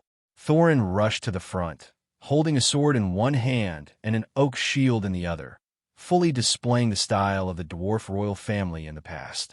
The blood brothers Keely and Philly stood by his side as royal blood relatives, clearing the way for the king and fending off attacks. The battle situation was balanced again, and there was even a tendency for the orcs to be driven back into the cave. On the front line, Gandalf drew Gramdrin and chopped down an orc with one sword. Bilbo beside him also drew his dagger, thrust forward, and effortlessly killed an enemy. While fighting, Gandalf couldn't stop looking back, looking for a certain figure. Finally, from the open gate of Gushin, a warrior wearing black armor, holding an elf sword, was slowly exposed to the sun. The oaks around him instinctively stepped back, barely holding the weapons in their hands. Gandalf couldn't help but raise his lips. I've finally waited for you. Battlefield situation. Free camp. Humans, dwarves, elves. Evil camp. Orcs, wargs. Free camp commanders. Gandalf, Thranduil, Dane Ironfoot, Bar the Archer, Thorin Oakenshield. Omitted Levi. Orc commanders. Azig Bolger. Dragon disease. It's a curse that lingers on the treasure of the lonely mountain, lasting as long as it's near. Simply pouring milk can't directly remove this curse. It can only clear the buff temporarily. As long as you're still in this mountain, the influence will come back to you soon. However, after relying on milk to gain a moment of clarity, Thorin immediately realized what he was doing. He developed antibodies in his will. At the gate of Erebor, the surrounding oaks were cleared away in 2s and 3s, and the surrounding area became quiet. The dwarves and elves who took action immediately went further forward to eliminate the enemies there. "You're finally out, Levi." Gandalf quickly came over and discussed with him. "The situation is not too bad. Most of the oaks and behemoths are outside the wall. We only need to block the only hole leading into the wall to restrain their steps. Thanks to a layer of flowing underground magma surrounding the battlefield, most of the wormholes originally intended to be dug into the city walls failed. Only the tunnel whose original destination was just outside the wall was successfully opened. The only omission was the easternmost mountainside, where the earthworms were lucky enough to dig above the magma layer, open a tunnel, and lend the vanguard army and a small number of giant beasts. But that's it. Although, in fact, in Levi's view, this tunnel should not exist, it seemed to be squeezed in by force. Gandalf looked at the wormhole in the distance and said, "I guess their original plan did not include these sudden defense projects. Libby's wall construction project and Oxidon's tunnel excavation project were carried out almost simultaneously. This is probably what happens when the tunnel builder has completed more than half of the project, only to find that the conditions at the destination are not as expected. Unable to continue, the loss can only be stopped in time." Of course not. He could predict that there would be a ghost. "I'll go take a look at the cave entrance over there. The dwarf cavalry can cover you there, and their goats are very maneuverable and suitable for the terrain over there. Go." Levi glanced at the mounts that the dwarves had mounted. Those goats are indeed very useful. As long as there is a point of leverage, the eagle's nest on the top of the Misty Mountains can be climbed up. It can be said to be a weapon for all-terrain combat. If you're running on complex terrain, they're easier to use than horses, so you might consider raising some. But now, when did you think I needed cover, Gandalf? As of now, nothing can stop me on this battlefield. There aren't even any archers in that forward army. To be able to advance this far is to take advantage of the sudden appearance and quantity." Levi put on his elytra, picked up the fireworks, and took off on the ground with a swish, heading straight for the tunnel on the mountainside to the east of the battlefield where orcs were still coming out. At this moment, a troll happened to come out of it. When it saw the UFO rushing over from the sky, it immediately raised the big club in its hand and was about to give it a hard blow. Wow! On the eve of landing, Levi instantly put on his armor, drew out his long sword, and hit the troll with a boom. The long sword penetrated deeply into the skull, and driven by inertia, the man and the troll slid very far before stopping. During this time, he went through countless damage determinations, and the troll died immediately. By the way, he also knocked over a dozen oaks. A skill ball falls out. Basic sword skills. Not bad luck. Levi upgraded his skill by 1 level on the spot. Where did the human come from? Kill him. With a huff, these orcs who had been staying in the pits of Moria all year round came over one by one, waving their weapons to surround and dismember Levi. They are more ferocious than the orcs who live in the Misty Mountains. Only this time, they were destined to make a wrong calculation. Boom! Under the blessing of the sweeping blade, a whole row of oaks seemed to have been hit hard. Their bodies were burning with fire, and they fell to the ground wailing, and there was no movement after a while. But no matter how ferocious the attack is, no matter how many oaks are cut down, there will be a pile of them immediately behind, seemingly endless. This suddenly made Li Wei think of something. Let alone 20,000 oaks. Even if 20,000 pigs were left running around, it would take 3 days and 3 nights to chop them all. Snap, snap, snap. A pile of TNT was unscientifically placed on both sides of the wall, and as soon as the flint clanged, it lit up and began to fall. Levi quickly took several steps back and ran out of the tunnel. Just when these Oaks thought they were finally proud and scared this powerful human away, suddenly there was an explosion, and a big crater was blown directly in the middle of the tunnel. As the terrain was destroyed, the army behind was also affected and paused its progress. Taking advantage of this short gap, Levi took the time to build a block and climbed to the top of the tunnel, took out a few buckets of magma, and poured it on top. A wall of magma was formed. At this point, the only way leading into the wall was blocked. He succeeded. Behind the battlefield, sharp-eyed Bilbo immediately saw the red light of magma coming from the tunnel. No, it should be said that he is finished. Gandalf amended. Fight back. The enemy's marching point was blocked. At this moment, except for these vanguards, there were no other arms on the battlefield inside the wall. You only need to clear them out, and then you can concentrate on dealing with the wave of soldiers outside the wall. The leaders raised their weapons and led the army to surround both sides. Levi placed some more blocks at the entrance of the cave to block it, and quickly flew over to join the battle. Wait for me. Let me get some skill balls. The legends in the wilderness began to slaughter again, and the Oak vanguard resisted with difficulty. They could not go anywhere in the encirclement, which was quite uncomfortable. If it were the past, they would have collapsed long ago. Only this time, the Oaks were uncharacteristically still charging forward, even when more than half of them were dead or injured. The morale of the dwarves is extremely high, because on the one hand, they have a blood feud with the Orcs, and on the other hand, they have the support of a strong leader behind them. It's just that this sentence, they have no shortage of blood feuds and leaders either. Buzz. The semaphore was played, and Azig angrily broke a stone and changed the order. It's him again. He could recognize it from so far away, across a mountain. That black figure was that Levi. It's really haunting. This situation of being blocked everywhere must be Levi's doing. Anyway, if something goes wrong, it is always right to attribute the cause to that human being. Break the wall. A dozen stone-throwing behemoths stood in the distance adjusting their angles, and a bunch of Oaks were busy transporting stones and putting them up with difficulty. Cast. Call. Huge stones 2 or 3 meters in diameter were thrown high, crushing the air and hitting the smooth city wall in front of them.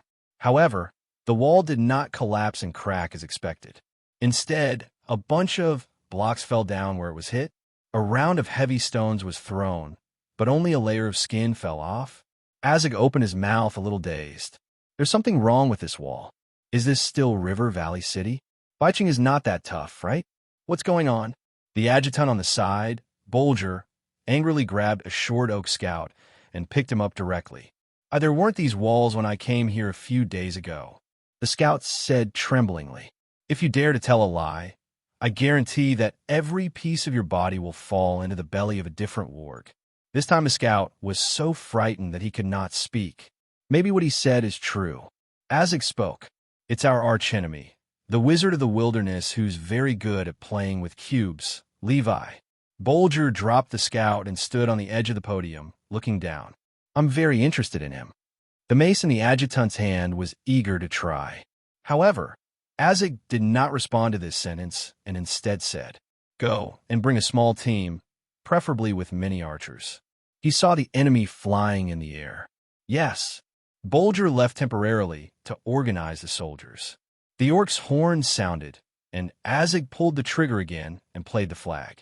After receiving the order, the Oaks quickly gathered in front of River Valley City.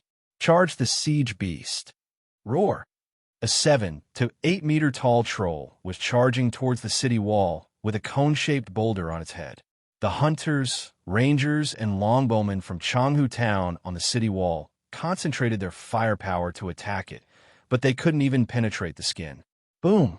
There was a huge noise, and a layer of skin was successfully knocked off the bottom of the city wall. This wall is a headache for Oak, both physically and mentally. If it were a thinner wall, it would have collapsed long ago. Continue. Azig ordered ruthlessly. A troll picked up the battering ram and continued the attack. The Orcs were ready to attack behind, waiting for the city wall to be breached before they poured in and caused a massacre. However, what they didn't know was that as the attack progressed, the iron golems had been attracted and no longer patrolled aimlessly, but were waiting behind the wall. At this moment, in the dusty weapons depot in River Valley City, Bard is nervously organizing manpower to arrange for the townspeople to evacuate. Take them all who are able to fight, take up arms, and put on armor. As a city that had been powerful for a long time, River Valley City actually had a very rich inventory of weapons and armor, but these items were of no use to the dragon, and they had been kept here since the city was destroyed. And because there is a giant dragon entrenched nearby, no one or orc has dared to take it over the years. Now that it was pulled out again, the sword and spear were still sharp. All fighting forces go to the city wall. Women, the elderly, and children retreat to safe places. Under Bud's arrangement, people quickly went about their own business. Suddenly, Bud grabbed a woman with quite plump breasts and a clanking sound of metal. "Ouch, what are you doing? I want to go to a safe place." The woman shouted at the top of her lungs, but she never dared to raise her head. "Alfred." Bud was shocked by this guy's shamelessness.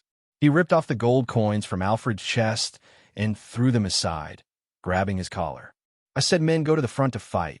Didn't you hear me?" "Master, if you have something to say, I'll go." "I can't go." Bard shook him off and thrust the sword in his hand. "Don't let me see you from behind." Alfred gritted his teeth and followed the large army forward with a trembling look back 3 times. Click! At this moment, the back gate facing Erebor suddenly opened, and 2 armies rushed into the city quickly and orderly, heading towards the high walls on both sides. They were elves and dwarves. "We have cleared the orcs inside the wall. How is your situation here?" Thranduil approached Bard and asked about the situation. "They can't break through the wall for the time being." Bard looked up at the towering fortress, and then looked at the iron golems gathered nearby, and a sense of security rose from the bottom of his heart. With this equipment, even if the wall was breached, nothing would happen. Besides, they couldn't break it. "Hey!" While the two were talking, Dane suddenly rode over on a wild boar and said to Thranduil, "Let your army go to the other side and leave the wide side of the stairs to me. Otherwise, our heavy crossbows can't be transported up." Thranduil waved his hand helplessly behind him and changed direction with the dwarves. Following closely behind, Thorin came with the members of the expedition. He raised his head and looked at Thranduil for a few seconds. But before Thranduil could say anything, Thorin spoke first. "After this, I want to invite the king of the woodland to Erebor for talks." "I accept." Thranduil raised his head proudly and looked down at Thorin. But this high-handed attitude rarely annoyed Thorin. The sober king just nodded and rushed to the wall with his companions and the dwarf army. At this moment, Levi and Gandalf came late and looked at the 2 armies that were changing directions. "Wait a minute, there's no need." Clap. Levi synthesized some stone steps on the spot and widened the stairs on both sides by a few grids. "Amazing. This is much more practical than Gandalf's magic." Dane turned his head and exclaimed, calling on the dwarves to move the heavy crossbows to the wall. Gandalf's old face tightened. The Lord of the Iron Hills was somewhat impolite. "Let those big guys have a taste of our power. Don't miss, boys." The dwarves shouted noisily, and the experienced Balin was the first to operate the heavy crossbow. Plop! The fast-spinning special heavy arrow was thrown high and landed hard on the ogre that was rushing forward from the side, smashing it directly into the air and rolling to the side, and there was no movement for a long time. The old warrior laughed heroically. Fire! Swoosh!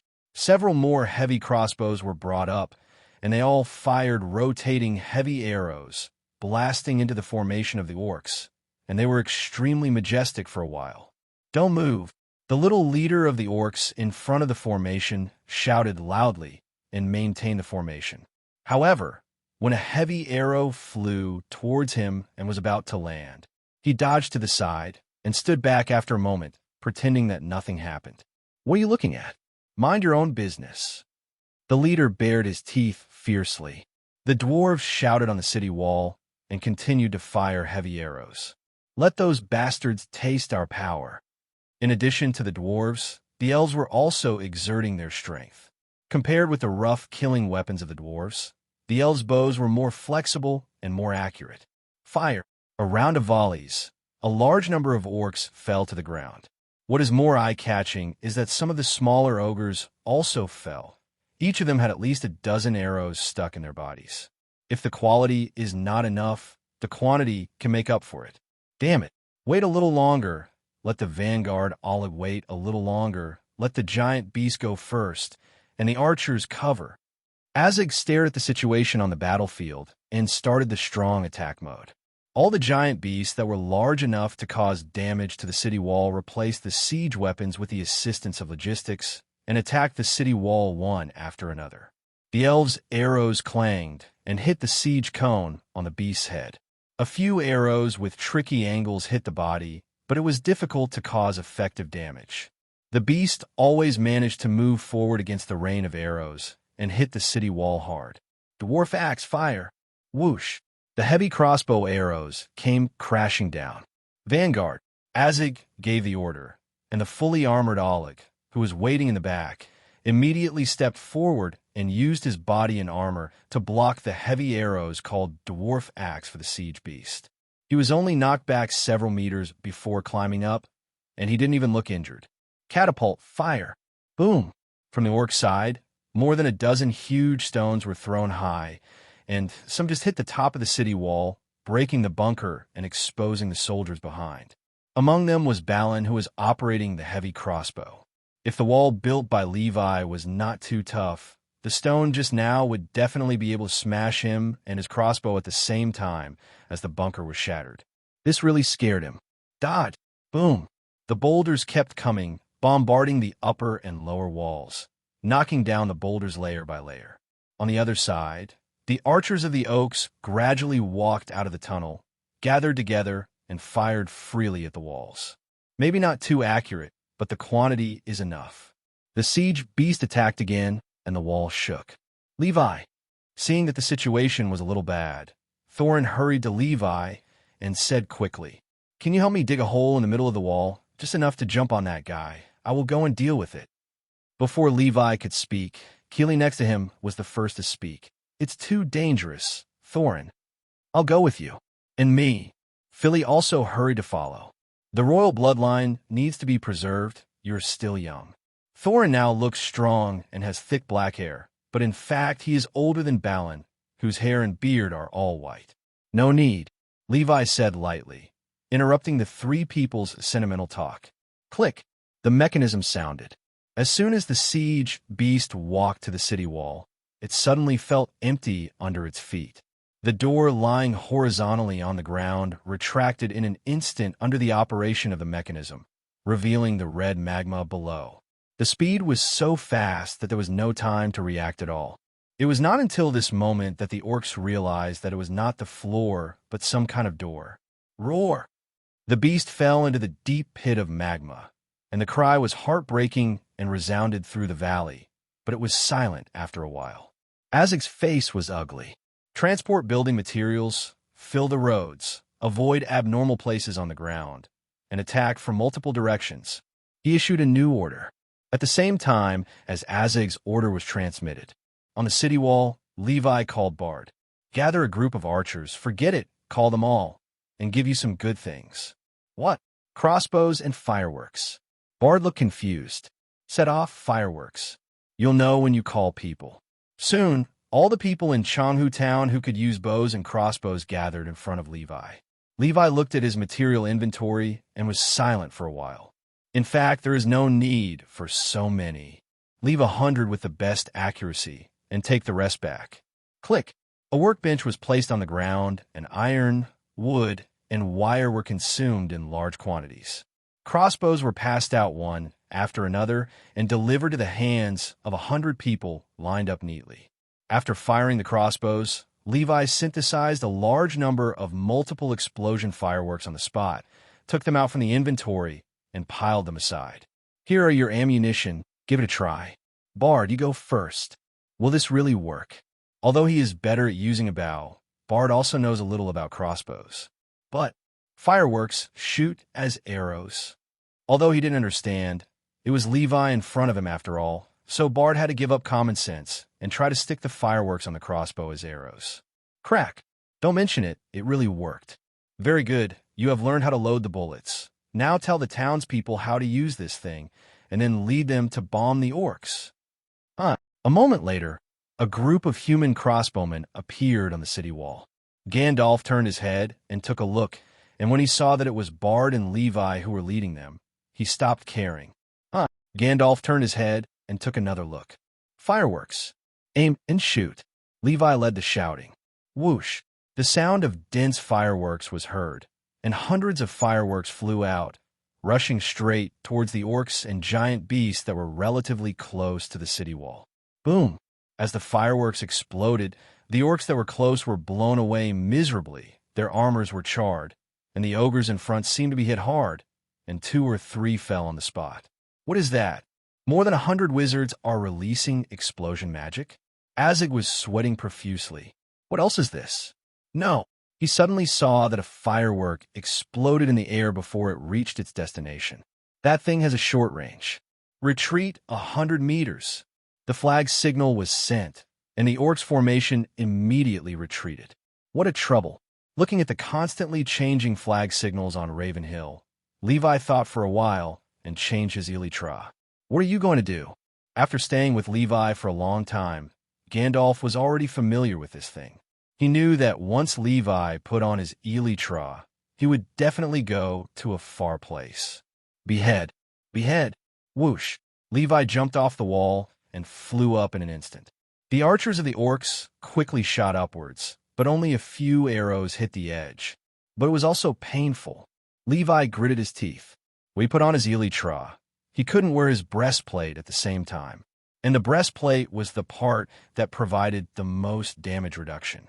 Once he put on, even ordinary swords could break his defense, not to mention so many arrows. Whoosh. Soon, Levi rose to a high altitude, out of the range of the archers on the ground. Only then did he have time to overlook the entire battlefield. Outside the wall, at the edge of the wilderness, the orcs and the wards were almost endless. Looking left and right, there were also stone-throwing beasts standing on the high slope, attacking the wall fiercely. Unbelievable. Levi could hardly imagine that in a world without him, such a huge disparity in combat power, relying only on 500 elite dwarves and 3,000 elves, could they win? It seems that the key is still beheading. Levi looked at the direction where Azig was, which was also where the command platform was, Raven Ridge. A large number of bats hovered over the watchtower like a dark cloud, blocking the sunlight. It also blocked the situation below. Levi silently put away the ender pearl. This is 100% thrown to the bats. That density is not enough to be blasted open by firework crossbows. Gandalf has to use a big move. However, although there are many bats, these things are almost not aggressive. They're just a battlefield atmosphere group to create a dark atmosphere. So, jump over the bats and attack directly? But why is this guy so cowardly when there are hundreds of archers surrounding the command platform? Whoosh! Levi flew back to the city and said the first thing. Gandalf, can you drive those bats away? Let me see. Gandalf looked up and looked into the distance. Or you could drive me away. Levi held his forehead. This is indeed a bit too much. A siege beast attacked the city wall again under the rain of arrows. Gandalf was raising his cane, intending to use some means to drive it away to show that he was not so useless. However, Levi shot an arrow first and ignited it. The beast immediately fell to the ground and rolled, throwing the siege cone aside. Okay, good. Gandalf nodded and realized the feeling when he was driven away by Radagast in Dol Guldur. You are powerful. You can fight. You look down on my fighting power. The situation is not very good. Standing on the city wall, Levi raised his head and looked at the end of the horizon again. Looking far away, I saw the orcs lined up neatly on the field, slowly moving, and a large army was added from the rear. There were the orcs from the Misty Mountains, and they even had reinforcements. Too many. Even Levi felt a little headache at this moment. If this were in the game, the computer would be stuck in smoke. How many rendering resources would it take? After a while, on the high wall, the commanders of various camps gathered together, looking at the scene outside with serious faces, and each of them fell into thought. Although there are basically no casualties at present, this situation is really not very good. Let them come. I can guard this wall until I die. The dwarves were optimistic. The solidity of the wall had given them considerable confidence. Die? Thranduil shook his head. If he had to guard this wall until he died, he would have to wait until the end of the world. We must come up with some ideas. Thorin was obviously the one who liked to think more among the dwarves. When the dwarves were all making noises, he was the only one who remained silent. Bard didn't have any good ideas either. He just silently loaded the fireworks crossbow and looked for opportunities to shoot. Boom! When the scene was silent, there were suddenly vibrations from several directions at the same time, some far and some near. It was the siege beasts. They began to try to disperse their attacks, especially those places where the ground seemed to be unusually less. Boulders and siege cones came one after another. Hula! A stone was thrown towards the main gate. While everyone was discussing, Levi suddenly grabbed Bilbo and pushed him aside a few steps. Levi! Bilbo called out in confusion. The stone passed by unexpectedly. Levi raised his shield to try to resist, but it only lasted for a moment, and the shield was broken with a plop and fell into the ruins under the wall, and he lost 7 or 8 drops of blood. This attack was half the power of Sauron's attack. Don't ask why he took it hard and didn't dodge. The question is just curiosity. Anyway, this is in his own territory. It doesn't matter how he goes. Levi! Several people shouted at the same time. May the protection of the Vala protect you. This scared Thranduil so much that he started to pray. Gandalf jumped down directly. Thorin and Bard also ran down quickly. Bilbo, who had been standing on the wall, was stunned on the spot and couldn't believe what was happening in front of him. No! If Levi hadn't pulled him with a boulder just now, he would have probably turned into a hobbit. It's okay, don't worry. I'm just curious and want to try out how powerful that thing is. Levi patted the non-existent dust on his body and climbed up the wall again in front of everyone's astonishment to join the meeting. You're not dead yet. At the highest point of Raven Ridge, Azig, who saw every detail of the battlefield, began to panic. He specifically asked him to aim at the stone. Don't take Levi's attack head-on. His attack will definitely work, and it will be accompanied by fire. His fire will be extinguished immediately when it encounters water. The logistics troops where Levi is must be ready to transport water to the front line at any time. Don't get close to the iron gate lying on the ground. The iron gate will open at any time, revealing the magma trap below. Before the city wall is breached, the infantry should not get within 100 meters of the city wall. Their crossbowmen will fire short-range explosives. Even if there are holes in the city wall, it will not collapse. It can only be destroyed bit by bit. Levi can fly. Archers must be in place at all times, and the bat group must also focus on covering his position to interfere in the air. Those square magmas, as long as you use something larger to block the source, the surrounding flowing magma will slowly disappear. There's a red block that will fall and explode within a few seconds after it starts to glow. Units other than behemoths and ogres will definitely die. And Levi seems to be unkillable. Azig counted the experience accumulated in these rounds of attacks, and his heart was numb. At this moment, the Orc commander had been forced out of his MC thinking by Levi and began to find a way according to his rules. Some common sense has failed here, and new rules must be found. It must be said that forcing an Orc to use his irritable and bloodthirsty head to do so much thinking, the dwarves would find it a bit extreme. After summarizing the rules, Azig stared at the corner of the wall where his troops were gathered without saying a word. This is definitely the most difficult battle in his life. The decisive battle with the entire dwarf clan of Durin 100 years ago was easier than this. But the problem is that the number of people on the opposite side is not that large. They add up to less than 5,000 people. You must know that on the field now, his side has gathered most of the elite troops of Moria and Misty Mountains, and there are also a large number of war beasts provided by the Dark Lord. It can be said that even the current Mordor can hardly gather such an army. However, it was quite common in the First Age, and there were warriors as strong as Levi at that time. Or not only were there, but there were many. But in contrast, there were many Balrogs on the attacking side at that time, and one of them could be as powerful as an army. Azig wanted to ask Thorin if he had any Balrogs to use now. Our attack is at a disadvantage. Borg said behind him. Many of their attacks were invalidated. Don't worry. It's almost there. Boom.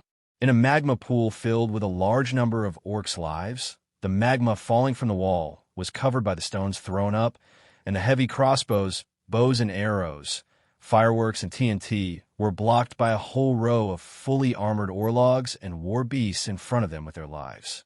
The wall that made the Orcs feel desperate finally had a small gap under the concentrated bombing of the catapults and the desperate attacks of the siege beasts. In order to open such a gap, almost all the elite beasts had to be consumed. Ha ha kill! Azig laughed heartily and immediately pulled the flag to announce the attack. Buzz! The Orcs' general attack horns sounded, and the Orcs rushed in impatiently along the small gap. Finally broke this damn wall. But after entering, they were confused again. What about the Elves, Dwarves, and humans? Why don't they come down to die? Are they afraid? Soon, this question has an answer. Clang, clang, clang. Densely packed iron golems surrounded and rushed towards these vanguards. Bang, clang. From the time the first Orc was knocked away, the momentum could no longer be stopped. More and more Orcs screamed and flew into the sky, and then fell like raindrops.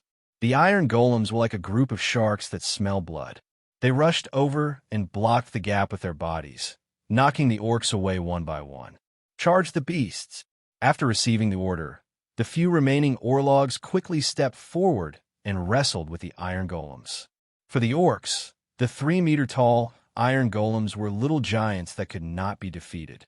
However, at this time, facing the Orlogs who were at least 4 or 5 meters tall and covered in steel armor, the iron golems became dwarfs.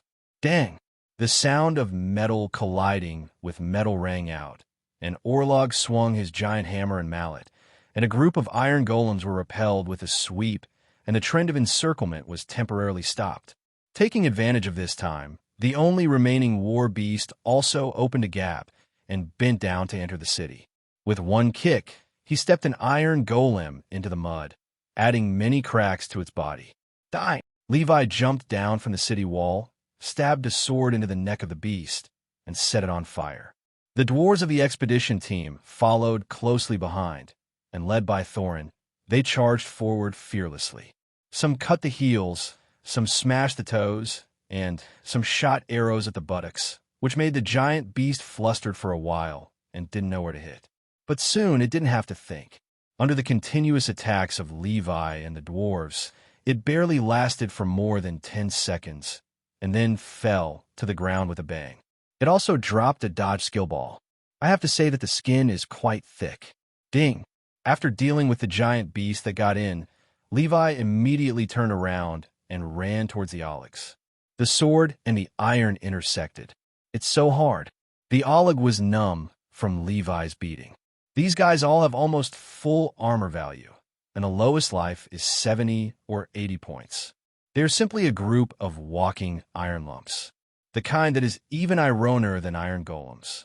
However, their number was still too small after all. There were only 3 in total, and they overturned some iron golems when they rushed in at the beginning, but they were soon overwhelmed by the reinforcements, and they could not move forward or backward. In the end, after defeating several iron golems, they were beaten to death by the crowd. Fortunately, the output rate of this thing is not high. Levi sighed. If there were 100 or 200 Aulegs to act as pioneers to open the way for the Orc army behind, these iron golems might not be able to hold on. There was not much mineral storage in the Lonely Mountain, and Levi had summoned less than 1,000 iron golems before they were all used up. However, it was enough to use these to defend the city. They could at least beat 10 times the number of Orcs, but the number of Orcs outside was more than 10 times that of iron golems. What is that strange thing? Azig was already a little numb. But if you think this can stop our army, you are wrong. We still have one army that has not been dispatched. The flag signal was sent again. Beast attack. Densely packed wargs emerged from the tunnels dug by the worms and quickly rushed to the gap. This is another army that has not yet entered the battlefield, Wargs. Before the city wall was breached, they had been useless, and now was the time to show their abilities. Don't attack. Levi quickly blocked the gap in the city wall, and sweat was pouring down his head. I really feel that this difficulty is a bit too high now. What difficulty? Gandalf asked while chopping the remaining orcs in the wall. I mean the difficulty of this battle. Why are they so fierce? They're not always like this. No, I mean forget it. What? Gandalf was really confused at this moment. How could he be better at riddles than himself? I decided to respect the mechanism. Levi suddenly said something inexplicable. When a dungeon requires you to run a mechanism, but you insist on crushing it by surpassing the current version's values. That's about it. It's really hard to fight these armies head-on with such a huge difference in numbers. In this whole world, only Levi dares to play like this. If they defend, they can definitely defend. If they consume, they can definitely outlast these orcs. Looking at the appearance of the troops in the city, they're also prepared for a long-term war. Anyway, there is no shortage of food or water, and the opponent is the one who suffers losses after a long attack, so just fight. The first to collapse morale will definitely be the orcs. It's a bit too uncomfortable if a battle lasts for several months or more than a year. And Levi is really not sure if there will be more accidents if he continues to consume. No, the accident has already happened. Looking at the group of orcs building a large siege staircase in the distance, Levi sighed again. I always feel that the difficulty of this battle is dynamic. What does this mean? Gandalf took the sword, chopped down another orc, and ran to the wall to stand with Levi. It means that it's time to end it all. After the dwarves finished the battle and came back, a group of leaders began to gather again at the main gate of the wall. In this short respite, Levi was the first to speak. I don't think we can delay any further. He pointed to the orc engineering team behind the orcs. They are building something different. It's a large siege ladder. Thorin recognized it. Thranduil then added, those orcs have an unimaginable talent for making things for war and torture. They were born for this. They can't get up. Bard showed the firework crossbow brigade behind him. We can blow up one of those stairs. That's true, but don't forget that there are so many orcs that you can hardly see the end. How many times can your crossbows fire? Gandalf looked at Bard and asked. Bard looked at Levi. Levi looked at Thorin. Thorin looked around and finally said, our gunpowder reserves are not too much. With Levi's precedent, he no longer dared to say that there was no limit to a certain resource in the Lonely Mountain. However, in this era when firearms were only a niche hobby and bombs had not been invented, the demand for gunpowder was indeed not great. The gunpowder stored in the processing room for making flares was almost all the stock in the Lonely Mountain. To put it bluntly, they have never used this thing as their main resource, and it is good to have what they have now. What are you going to do? Gandalf asked Levi. Still the previous plan, beheading. Orcs are chaotic by nature. When there is no leader to suppress them, they can fight among themselves without even external enemies. Gandalf has a deep understanding of this. The old man often uses this to stir up trouble in the orc camp. After being beaten for so long, it is time to take the initiative. If you don't do something, it will be a waste of all this equipment. However, the security over there is really a bit strict. There are dense bats guarding in the sky, and there are archers all around the command platform. It is not realistic to fly over with Elytra. The air route is not possible. It is also a bit difficult to kill directly from the ground. After all, the tens of thousands of orcs will not just watch. Even if they don't resist, they can block the road just to that station. Otherwise, Levi looked at his pickaxe. Digging deeper should be able to avoid the worms, and then a crisp surprise attack from the foot will definitely surprise Azig. It may take a long time to dig.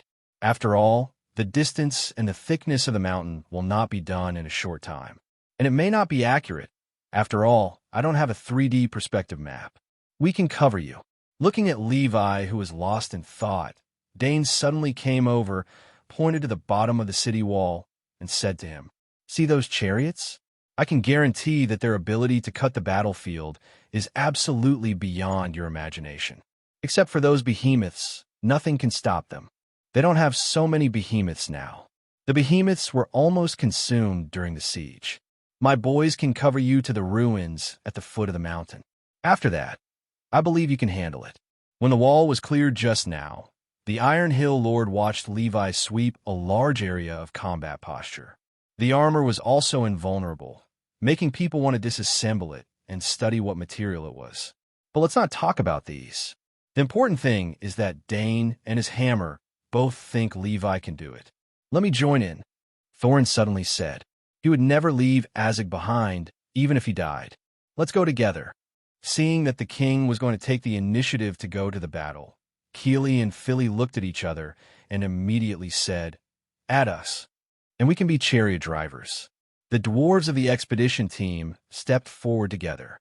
After many battles, they have proved that they are the elite among the dwarves and are qualified to take on important tasks. Balin said with a smile on his face, "Although I am old, my skills are still not rusty. I will never waste a crossbow arrow." Very good, very energetic. Although somewhat unexpected, Levi decided to adopt this proposal. The package is successful. He nodded and glanced at Gandalf, who gave him a reassured look. "Leave this side of the city wall to me. If another giant beast appears, I will find a way. You can just leave with peace of mind." All right. A simple battle plan was thus decided. Thranduil, Bard, Dine, and Gandalf were responsible for defending the city and covering it. Levi, Thorin, and the expedition team led a dwarf battlefield cutting team to take the initiative to carry out the beheading. Just when everyone was ready to set off with their crossbows and ammunition, a voice sounded from behind. "And me, Bilbo." This immediately made Thorin amused. He immediately jumped out of the chariot, walked to Bilbo, and said seriously, "Uncle Baggins, this is not something you can interfere with. As a hobbit, you are more suitable for an afternoon garden, an armchair, and a cozy study room, rather than a battlefield full of dangers and death at any time." Bilbo opened his mouth, not knowing what to say. Goodbye. We will meet again. I can help, trust me." Bilbo reluctantly chased after him, but was stopped by Gandalf. "Bilbo, I never doubted your bravery, but do you know what it means out there? That means war and blood and death. You have done enough, really.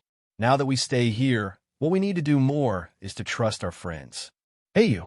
Gandalf pointed to the nearest human soldier who looked a little timid and said to him, "Take care of this hobbit for me and don't let him get out." Okay, Master Wizard, I promise I will do this well." The human soldier ran over quickly. For some reason, he kept looking down without showing his face, as if he was afraid of being seen. Old Gandalf didn't care about this. After giving the instructions, he returned to the city wall and looked up at the sky with a frown, as if he was waiting for something. The hiccup passed quickly. At the entrance of the city, the chariot was prepared at the rear, and the soldiers on the city wall held pole rods and stared closely at the people below. The sons of Durin. Thorin drew his sword and shouted to the expedition team and the dwarf battlefield cutting team on one side, "Charge with me." Wow. The lever was activated, the city gate opened, and 5 ferocious-looking metallic-colored assault tanks rushed out, each equipped with a powerful armor-piercing automatic crossbow. In previous city defense battles, these powerful weapons have never been put to use, and now is the time to show their power. Following the chariot, another group of dwarf goat cavalry came out with heavy steps. Every dwarf in the cavalry was carefully selected by Dine to be the best of the best, whose shields were stained with the most blood and whose goats' horns were the strongest. "Surround them," Azig ordered angrily. With a ready-made city undefended, these guys actually dare to come out and die? Do you want to see how many troops there are outside? Under Azig's command, the orcs in the front row raised their shields and pointed their spears at the charging chariots and riders, forming a defensive formation. However, whether it was the dwarf's equipment or Levi's methods, they were always beyond the imagination of these orcs. Whoosh! The fireworks crossbows shot out, blasting a small gap in the orcs' formation. The fireworks that filled the 7 firework stars had a damage of more than 10 points, and the impact force directly overturned the shields in the hands of several orcs. Following closely behind were the dwarf's goat cavalry. The goats had large and curved horns and were quite hard like a shield. Unlike the cavalry who rode horses, Even if they directly hit the spears, the first to get into trouble would most likely be the other side. That was a cavalry that could directly knock open the shield formation of the elves. These skinny orcs were even less likely to stop them. With a crash, the goat cavalry rushed into the army formation, knocking many of the orcs flying and turning over, followed closely by the chariots also pulled by bighorn goats. 5 chariots rushed into the formation one after another, and the goats pulling the chariots lowered their heads in front of the formation, rumbling and knocking away a whole row of orcs, and the wheels clanged over the orcs lying on the ground without stopping at all. The sharp alloy blades on both sides of the wheels rotated at high speed as the chariots moved forward, cutting the orcs on both sides who tried to surround them into 2 halves, including their bodies and armor, leaving a bloodstain on the ground. The entire army formation was cut in half from the middle, opening up a wide road of flesh and blood. The wider the car is, the wider the road is.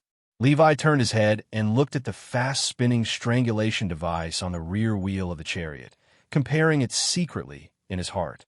This thing, let alone the armor of the orcs, would lose a lot of blood if it cut him. They would fly away if they touched them, and die if they touched them. The power of technology is so strong. Under the collision of the dwarf cavalry and chariots, the vanguard army that came to block them soon suffered a disaster. A large number of them were killed, and the ground was full of broken bodies of orcs. The formation could not be maintained for a long time. There were 5 cutting vehicles, which directly dismembered the infantry formation that dared to block them, and they could never be put together again. Behemoth, Azig ordered. Special troops should be used against special troops. These chariots may be very powerful against infantry, but as long as the behemoths are sent over, they can be overturned with a slap. Our behemoths suffered heavy losses. Bord reminded him from the side. In order to deal with Levi's various methods during the siege, the behemoths with the thickest skin, the largest size, and the strongest resistance were almost all killed. Now there are only some ogres left. Not even Oleg. Then let them go. Clank, clank. The orcs in the front row moved aside to make way for the trolls. Compared to the behemoths, they might be a little inferior, but they still had the strength to deal with the chariots. As long as they could seize the opportunity. Swoosh! Levi shot an arrow and set the troll in the front on fire. The flame burned, and even rolling on the ground could not extinguish it. As long as the target was not immune to flames, it would have to burn for a few seconds. The orcs in the back row quickly poured water on the fallen trolls to extinguish the flames. But they were in action, and Levi would not be idle, and the dwarves would not just watch. Neither Levi's fire arrows nor the armor-piercing automatic crossbows on the chariots that could turn in direction were vegetarian. In front of the thick steel crossbows that were continuously shot by the dwarves, Levi's role at this moment even seemed small. Each of those arrows could pierce the skin of the trolls and penetrate into their bodies. Under the fire cover of 5 automatic crossbows, the trolls' offensive was quickly resolved, and they could not touch any chariots before they died. Damn it! Azig watched the chariots and cavalry approaching, feeling uncomfortable. How could he not see the intentions of Levi and others? If there were still behemoths available, just one, only one would be enough to restrain these broken chariots. Or even if there were no behemoths, Oleg would do. It's a pity that both the behemoths and Oleg were sent to attack the city in the previous operation. After the city wall was breached, the few remaining ones were also eagerly sent in to serve as pioneers. After entering, there was no movement, not a single splash. Now the only large units left were the stone-throwing behemoths on both sides, but they were not designed to be sent to the front row. They were functional behemoths. We must not let the big enemy get close. Send the beasts to deal with them. Azig immediately activated the alternative plan. Buzz! The flag signal was sent, and the wargs emerged from both sides. This is a bit troublesome. Compared to the ogres, although the wargs are much more fragile and can be killed with one arrow, they are superior in number and are highly maneuverable. In addition, these wargs are the natural nemesis of goats. Once they get close, the goats in front may not be saved, and the car will also break down and become inoperable. Prepare to engage the enemy. Seeing that the situation was not good, Thorin immediately stood at the front of the car and shouted. Next, he might get off the car to fight. Balin operated the automatic crossbow, aiming at the wargs and shooting wildly, while turning his head and asking, Levi, do you have any other ideas? For example, the magic storm that Gandalf used in the Orc town? Or, you can also do one. Instead of counting on Gandalf and I to use that kind of magic, you might as well count on reinforcements to help us deal with these wargs at this time. Levi shook his head, cutting off Balin's thoughts. Get ready to get off the car and fight. Anyway, we are not far from the destination. We can force our way through. As soon as we get to the ruins of the Sentry Tower, I will block the road so that they can't get in. Okay, it just takes a little more time. Levi drew out his sword and stared at the army of wargs in front of him, ready to charge at any time. However, just as the firepower of the chariot was gradually unable to suppress the offensive of the wargs, the goats pulling the chariot were about to meet the army of wargs. Suddenly, several cries came from the sky. Levi looked up and saw 7 or 8 giant eagles flapping their wings and swooping down, using their blade-like claws to plow a row of approaching wargs out. At the same time, a tall and strong figure jumped down from the giant eagle, and the moment he landed, he turned into a giant bear, rushed into the army, rushed to the front and fought with the wolves, and cleared the way for the chariot. Bjorn, the skin changer. On the chariot, Levi looked at Balin, and Balin also looked up at Levi. My Levi, you were right. There are really reinforcements from the sky. What is this magic to call for reinforcements? Even Thorin made a joke in front. I just said it casually. Levi held his forehead. Are these giant eagles coming too coincidentally? Hey, on a giant eagle, brown-robed Radagast waved his staff and tilted his body to greet Levi on the chariot. I came with reinforcements. We are not late. Just in time. Levi also waved in response. Let's see who dares to say that I can't play a role now. This remark was especially directed at Gandalf. When facing Sauron, neither Gandalf nor the members of the White Council refused to let the brown rogue go with them. Now was finally his turn to show his ability. After sending Levi and others to the bottom of Raven Hill, the giant eagle cried a few times and continued to swoop down on the orc army. Bjorn did not lag behind and killed the wolves indiscriminately. If I can't deal with Levi, can I deal with you? Seeing the bear so arrogant, Azig immediately couldn't stand it and quickly arranged a team to carry out targeted encirclement and suppression. The power of the giant bear is limited after all. If he could really fight an army with one bear, the skin changers would not be killed to only one person. After the fierce charge at the beginning, Bjorn quickly fell into a disadvantage and was consumed bit by bit. And the giant eagles also encountered the enemy. From a worm tunnel, another group of ogres came out. The rock-hard skin rubbed against the giant eagle's sharp claws, and the club in his hand kept waving in the air. Not a big threat, but annoying enough. I think we should retreat temporarily. I saw Gandalf on the wall over there. Radagast and the giant eagle suggested. Soon, the giant eagle carried the brown-robed wizard and Bjorn the skin changer and turned to fly towards the wall, leaving behind only the messy orc army and a group of incompetent and furious ogres. When the eagle and the giant bear that fell from the sky left, the orcs searched for Levi and the dwarves again. But they found that in the ruins under Raven Hill, a wall appeared at some point, a wall made of the same material as the impenetrable wall. The giant eagles are very good at fighting, and Bjorn is also very strong. But there are only 7 or 8 of them together, while the reinforcements of the orcs are endless, and the army from Gundabad is still entering the battlefield without stopping. The orcs have hunted the skin changers before. They know the weaknesses of the giant bears and can attack them in a targeted manner. As long as they are willing to pay some losses, they can still be taken down. Although the losses may not be small, compared with a certain powerful enemy that has recently appeared, this is considered easy to deal with. In addition to the skin changers, those eagles that seem to have no means of restraint, no matter how strong and powerful they can't beat 10,000 with one. In fact, if the war beasts of the orcs had not been cleared in advance by Levi's various means, these giant eagles might not be able to successfully sweep the pack of wolves. Human power is finite, but Levi's strength is endless.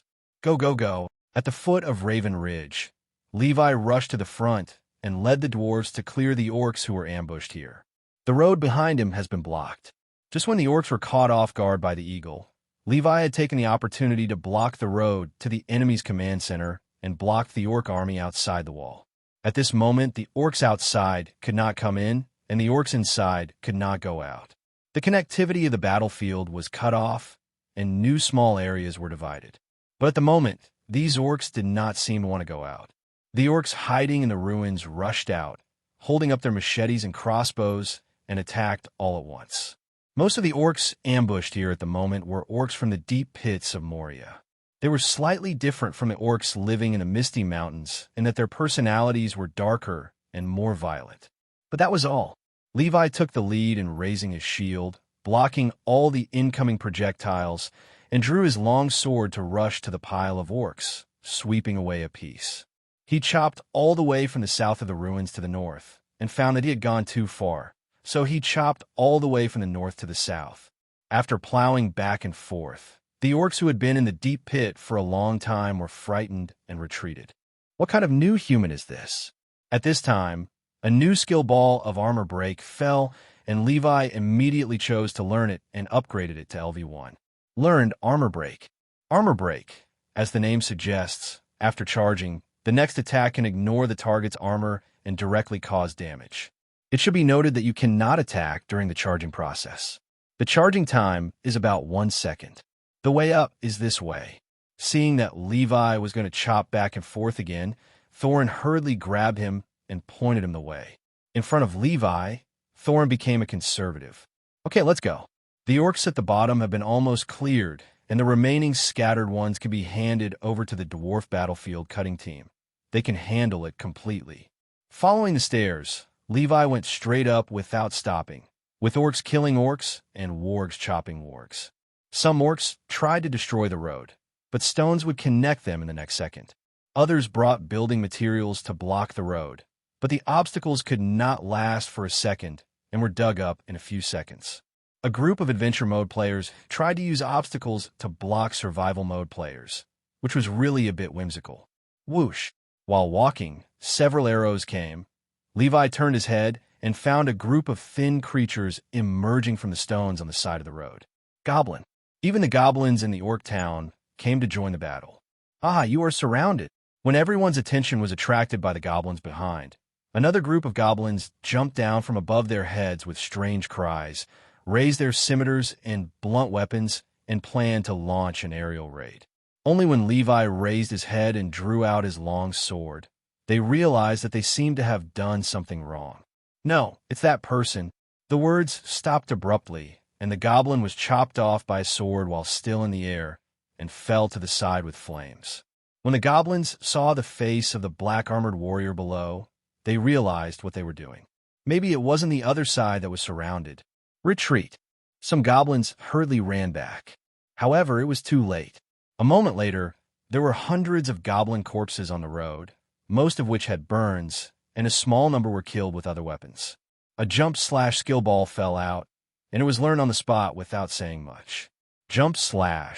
When the enemy is locked, attacking when jumping up and falling can cause range damage and briefly attach a layer of weakness buff to the hit enemy. Keep going. After dealing with these goblins who were pulled out to fill the line, Levi led a group of people to continue to rush up. However, the strange thing is that there were no more obstacles along the way. Where did the orcs go? Chili was a little surprised. It can't be that they were scared away. Philly was always the first to answer him. Thorin shook his head and said, "No, it's not that simple. Stay alert and be careful around you." The group continued to move forward. There's really nothing. However, until the top of Raven Hill, Levi didn't see another orc. There's always a sense of foreboding. Dwalin, who had been silent all the way, said a little uneasily, "It always feels like we're being watched by countless eyes, but we can't see anyone." He clenched the battle axe in his hand. "What's going on? Go up and take a look." Levi didn't feel worried. That's the command platform. He approached step by step, But the place was strangely quiet, without a trace of movement. Whether it was the bats that covered the sky and blocked the sun, or the large number of orc archers surrounding the command platform, they all disappeared at this moment, as if they had never appeared here. Only the combined command flag of the orcs stood there alone. "Don't be careless," Thorin reminded. "The pale orc is cunning and cruel. He must have some tricks. Whatever the tricks, let them all come." The dwarves around him were full of fighting spirit, and they surrounded Thorin, staring at every move nearby. "Levi, what do you think?" Thorin asked. "Levi, where are the people?" Click. The sound of the mechanism being triggered attracted the attention of the dwarves. Buzz. The command horn of the orcs blew automatically, a flag signal was sent out, and a line of orcs in front of the city wall moved forward, and then was blown up by the archers and firework crossbow team stationed. Levi seemed to have discovered some new world. "Levi, what are you doing?" The dwarves looked over. "Shoo, I'm doing research." Snap, snap, snap. The sound of the mechanism being triggered kept ringing, and the horn sound and flag signal kept changing. Looking down, I saw that some of the orcs went left, some went right, some advanced forward and were beaten to death by the city defense army, and some kept retreating and collided with the army behind them, and the scene was noisy. Some wolves poured out of the tunnels on both sides, looking around with their mouths wide open, confused. A troll ran out of the cave and attacked to the left, but ended up hitting a rock and stood there scratching his head with a puzzled look. The scene suddenly became a mess. It's fun. Inside the city, the eagles looked for a place to stay and rested on the ruins of the city of Dale. Radagast and Bjorn jumped off the eagles and headed straight for Gandalf. "You are here." Gandalf greeted them and then greeted the eagles. "Given the current situation, I should not be too late." "That's right, you're just in time," Radagast and Bjorn. Gandalf invited the two to the city wall and said while looking at the stone wall that Levi had just built at the foot of the mountain in the distance, "Our plan has just encountered some obstacles, and you are here to help. This is a very suitable time." "That's good, but the situation still doesn't look optimistic." The skin changer Bjorn spoke. Although Levi and others successfully climbed Raven Hill, the army outside the wall did not decrease at all. They were still making various attempts, such as the huge stones flying in the sky, which never stopped. The ordinary wall would have been smashed several times. "Trust Levi, they will handle it." "That human," Bjorn murmured. "My wild instinct tells me that if I become an enemy of him, the best option is to escape. Maybe he is indeed trustworthy." At this point, Bjorn seemed to suddenly think of something, and he said, "Radagast, I remember you just said that you had something important to tell Gandalf." "Ah, yes." Radagast slapped his forehead. "I didn't want to say this just now. Gandalf, I saw an army of orcs marching down from the northern mountains in the direction of Raven Hill. They're heading toward another entrance on the top of the mountain. Not good." Gandalf frowned. "Thorin and the others are in danger. What about that human?" "He's fine, but he may not be able to take care of everyone." Gandalf paced back and forth, just looking at the orc army that was blocked under the city wall, and there was nothing he could do for a while. "We can go to support." Bjorn took the initiative to make a proposal. At this moment, buzz! The command horn of the orcs sounded again, and a column of troops on the left marched forward to attack. Gandalf thought this move was a bit strange. Shoot! But the defenders on the wall would not miss this opportunity. Whoosh! Under several rounds of arrows and fireworks rockets, the team approaching quickly lost the standing orcs. Buzz! The command desk issued an order again, and a column of orcs kept retreating and collided with the army behind. Then the wargs attacked, baring their teeth at the battlefield without enemies. And then the trolls who hit the wall, the army wandering around, the logistics that stopped working. The battlefield was in chaos. What are they doing? Everyone on the wall was a little confused.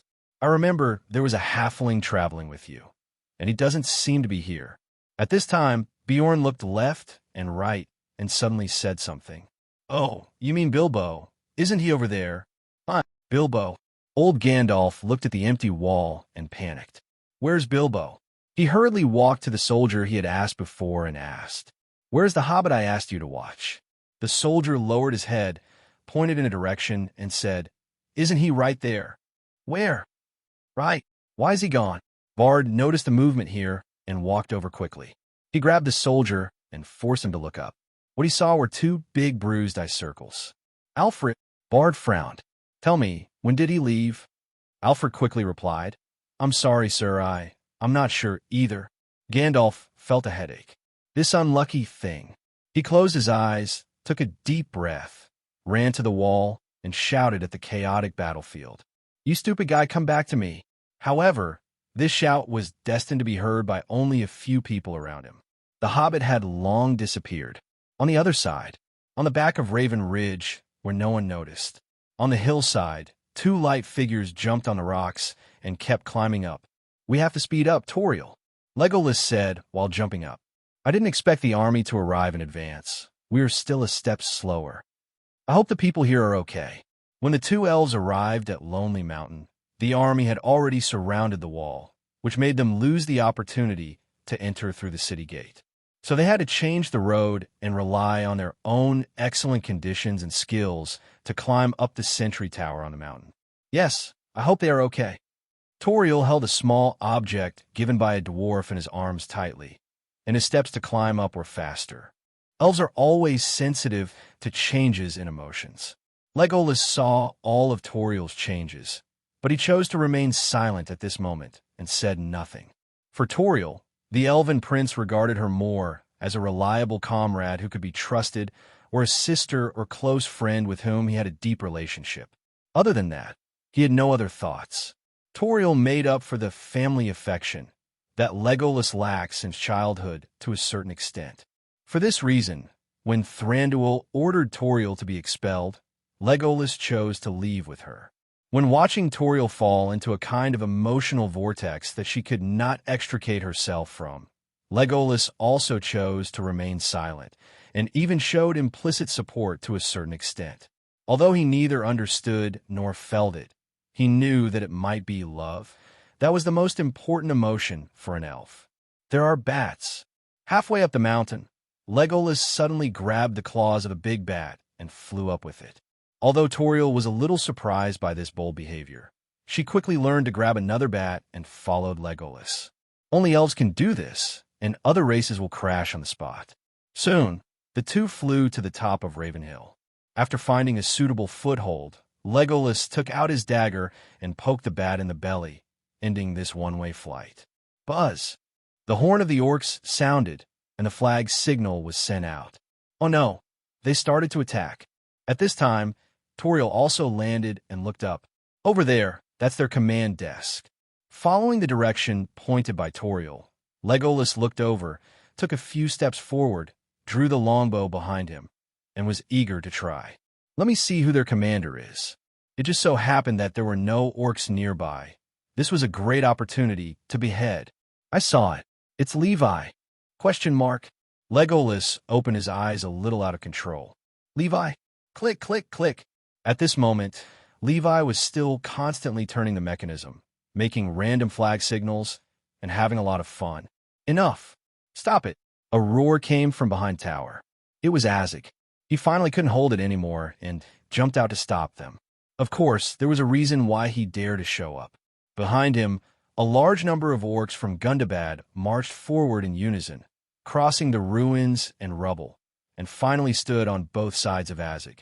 The army was endless, with no end in sight, no less than the one under the mountain. Their source was another road north of Raven Ridge. In a short while, the entire mountain was occupied by them, densely packed with no gaps. These are the reasons why Azig dared to face Levi. In fact, if this army hadn't arrived, he could have held on for a while longer. "Now, let me see how capable you are." Azig waved the butcher knife in his hand and pointed it directly at Levi, even ignoring Thorin on the side. "Prepare for battle." Thorin solemnly instructed the dwarves behind him, holding his sword tightly.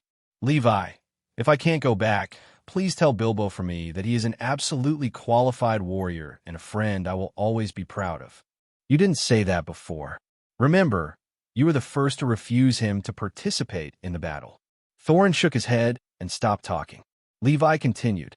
My suggestion is that you should talk to him yourself. I'm not your messenger. Kill.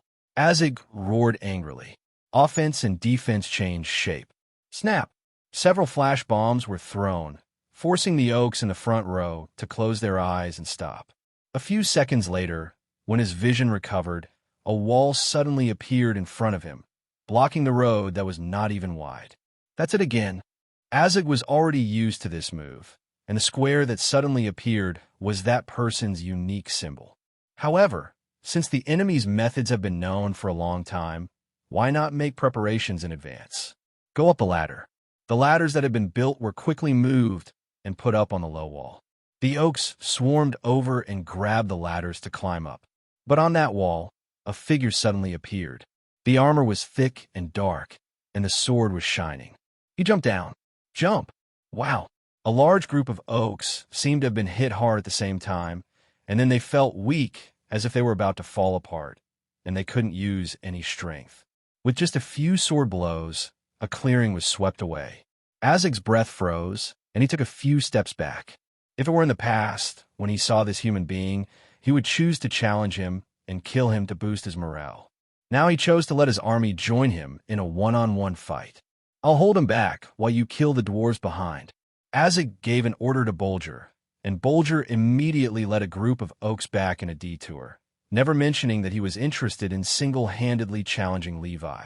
While Azig was giving orders, Levi took out a few bottles of potions and drank them quickly. Strength 2, Speed 2, Life Recovery 2. At this moment, the Orcs who were facing Levi at the front suddenly felt their hearts tightening and pressure suddenly came over them. Levi swept out with his sword, and the area where the sword passed and the surrounding areas were immediately blown away, and he fell to the ground with his body burning with flames. They were all killed instantly with one sword, leaving no room for survival. It was a powerful force that even the dense military formation could not resist, like a giant bear. The long sword seemed to be a blunt instrument in his hand. It would not deflect when it hit the surface of the shield, but would directly press down and sweep aside the shield and the Orcs behind it. Azig retreated continuously, sending his soldiers forward. It's so weird. In addition to the sudden increase in power, the human speed is also suddenly surprisingly fast, which is simply not something that normal humans can do. Wizard's potion.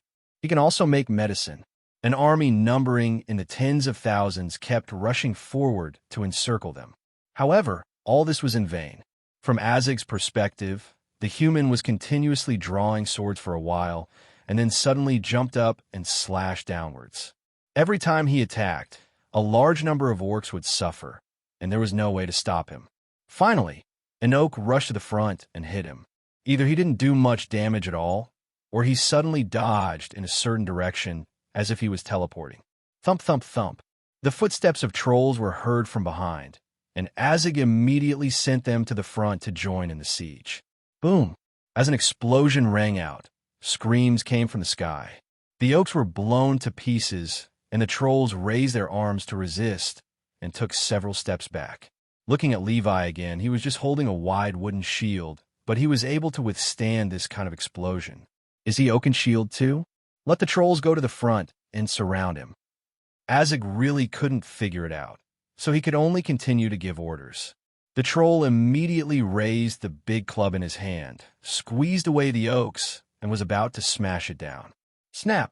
The flash bomb exploded on the spot, and the trolls were hit immediately, covering their eyes and swinging their weapons randomly. At the same time, a round pearl flew out from the surrounding circle, and Azig's eyes were immediately glued to it. What's that? While thinking about it, the pearl fell to my feet. As some purple particles floated by, a nightmare-like figure instantly appeared in front of him, slashing out a sword without hesitation. Clang! Azig quickly used the modified weapon on his left hand to block forward, but the huge force still forced him to lean back. Snap! Hiss! Several TNTs were put down and ignited, and Levi raised his shield. Azig had already seen the power of this thing and immediately rolled aside, but was still blown several meters away by the aftermath. Stop him! Azig picked up the heavy hammer and surrounded him with a bunch of trolls.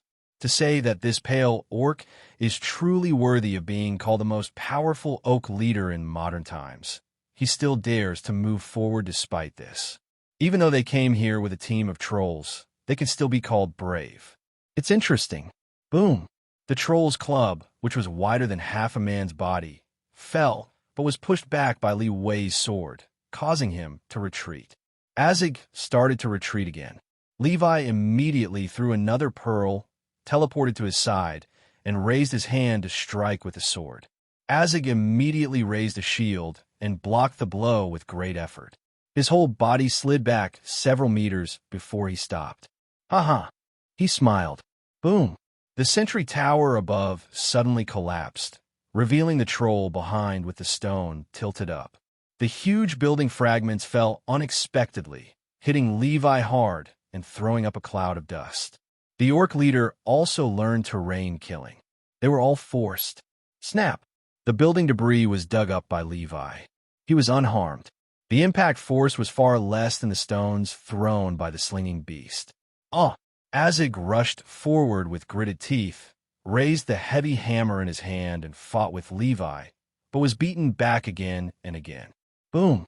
Finally, he seized an opportunity and hit Levi's breastplate with the heavy hammer fiercely, even sparking. However, the man in front of him did not even take a step back. Azig raised his head and looked at Levi's smiling face. Why don't you die? This is fate, Azig. Swish! Blood splashed. The pale body fell heavily to the ground, and flames burned. Azig rolled and struggled, but he could not avoid the fate of becoming a charred corpse. Until his death, his eyes were full of unwillingness. This was not a sin of war. Azig killed in action. Witnessing the death of their leader, the surrounding orcs were in a state of panic. As soon as Levi's sight touched them, the orcs fled in all directions, leaving no one behind. The troll scratched his head, as if he had finally realized what was happening. He suddenly opened his eyes wide and hurriedly chased the orcs who were fleeing in front of him with a strange cry. The reputation value plummeted, and a new prompt came. Reputation of orcs in the Misty Mountains, minus 5,873, great enemy. Obtained title, Occulter. Since the beginning of the Third Age, there has only been one person in the entire Middle-earth who could be called the Great Enemy by the free people Sauron. And creatures that can be called the nemesis of a certain race are also quite rare, and there is only one rumored record now. That is the Balrog deep underground in Moria. Because it has destroyed the homes of the dwarves and killed the dwarf kings many times, it is called Durant's nemesis. And because many elves died at the hands of the Balrog in the First Age, the elves called the Balrog elf nemesis. In addition, there is another item with the title of nemesis, the Ring of Destiny, which is called the nemesis of Isildur. The so-called nemesis is a curse of death, destruction, or harm, and a being that brings fear. Whether it is enemy or nemesis, it has always been used by the free people to describe some powerful evil forces or existences. And now, there's a great enemy and nemesis who brings fear to the evil camp. He shocked the world with real killings and achievements.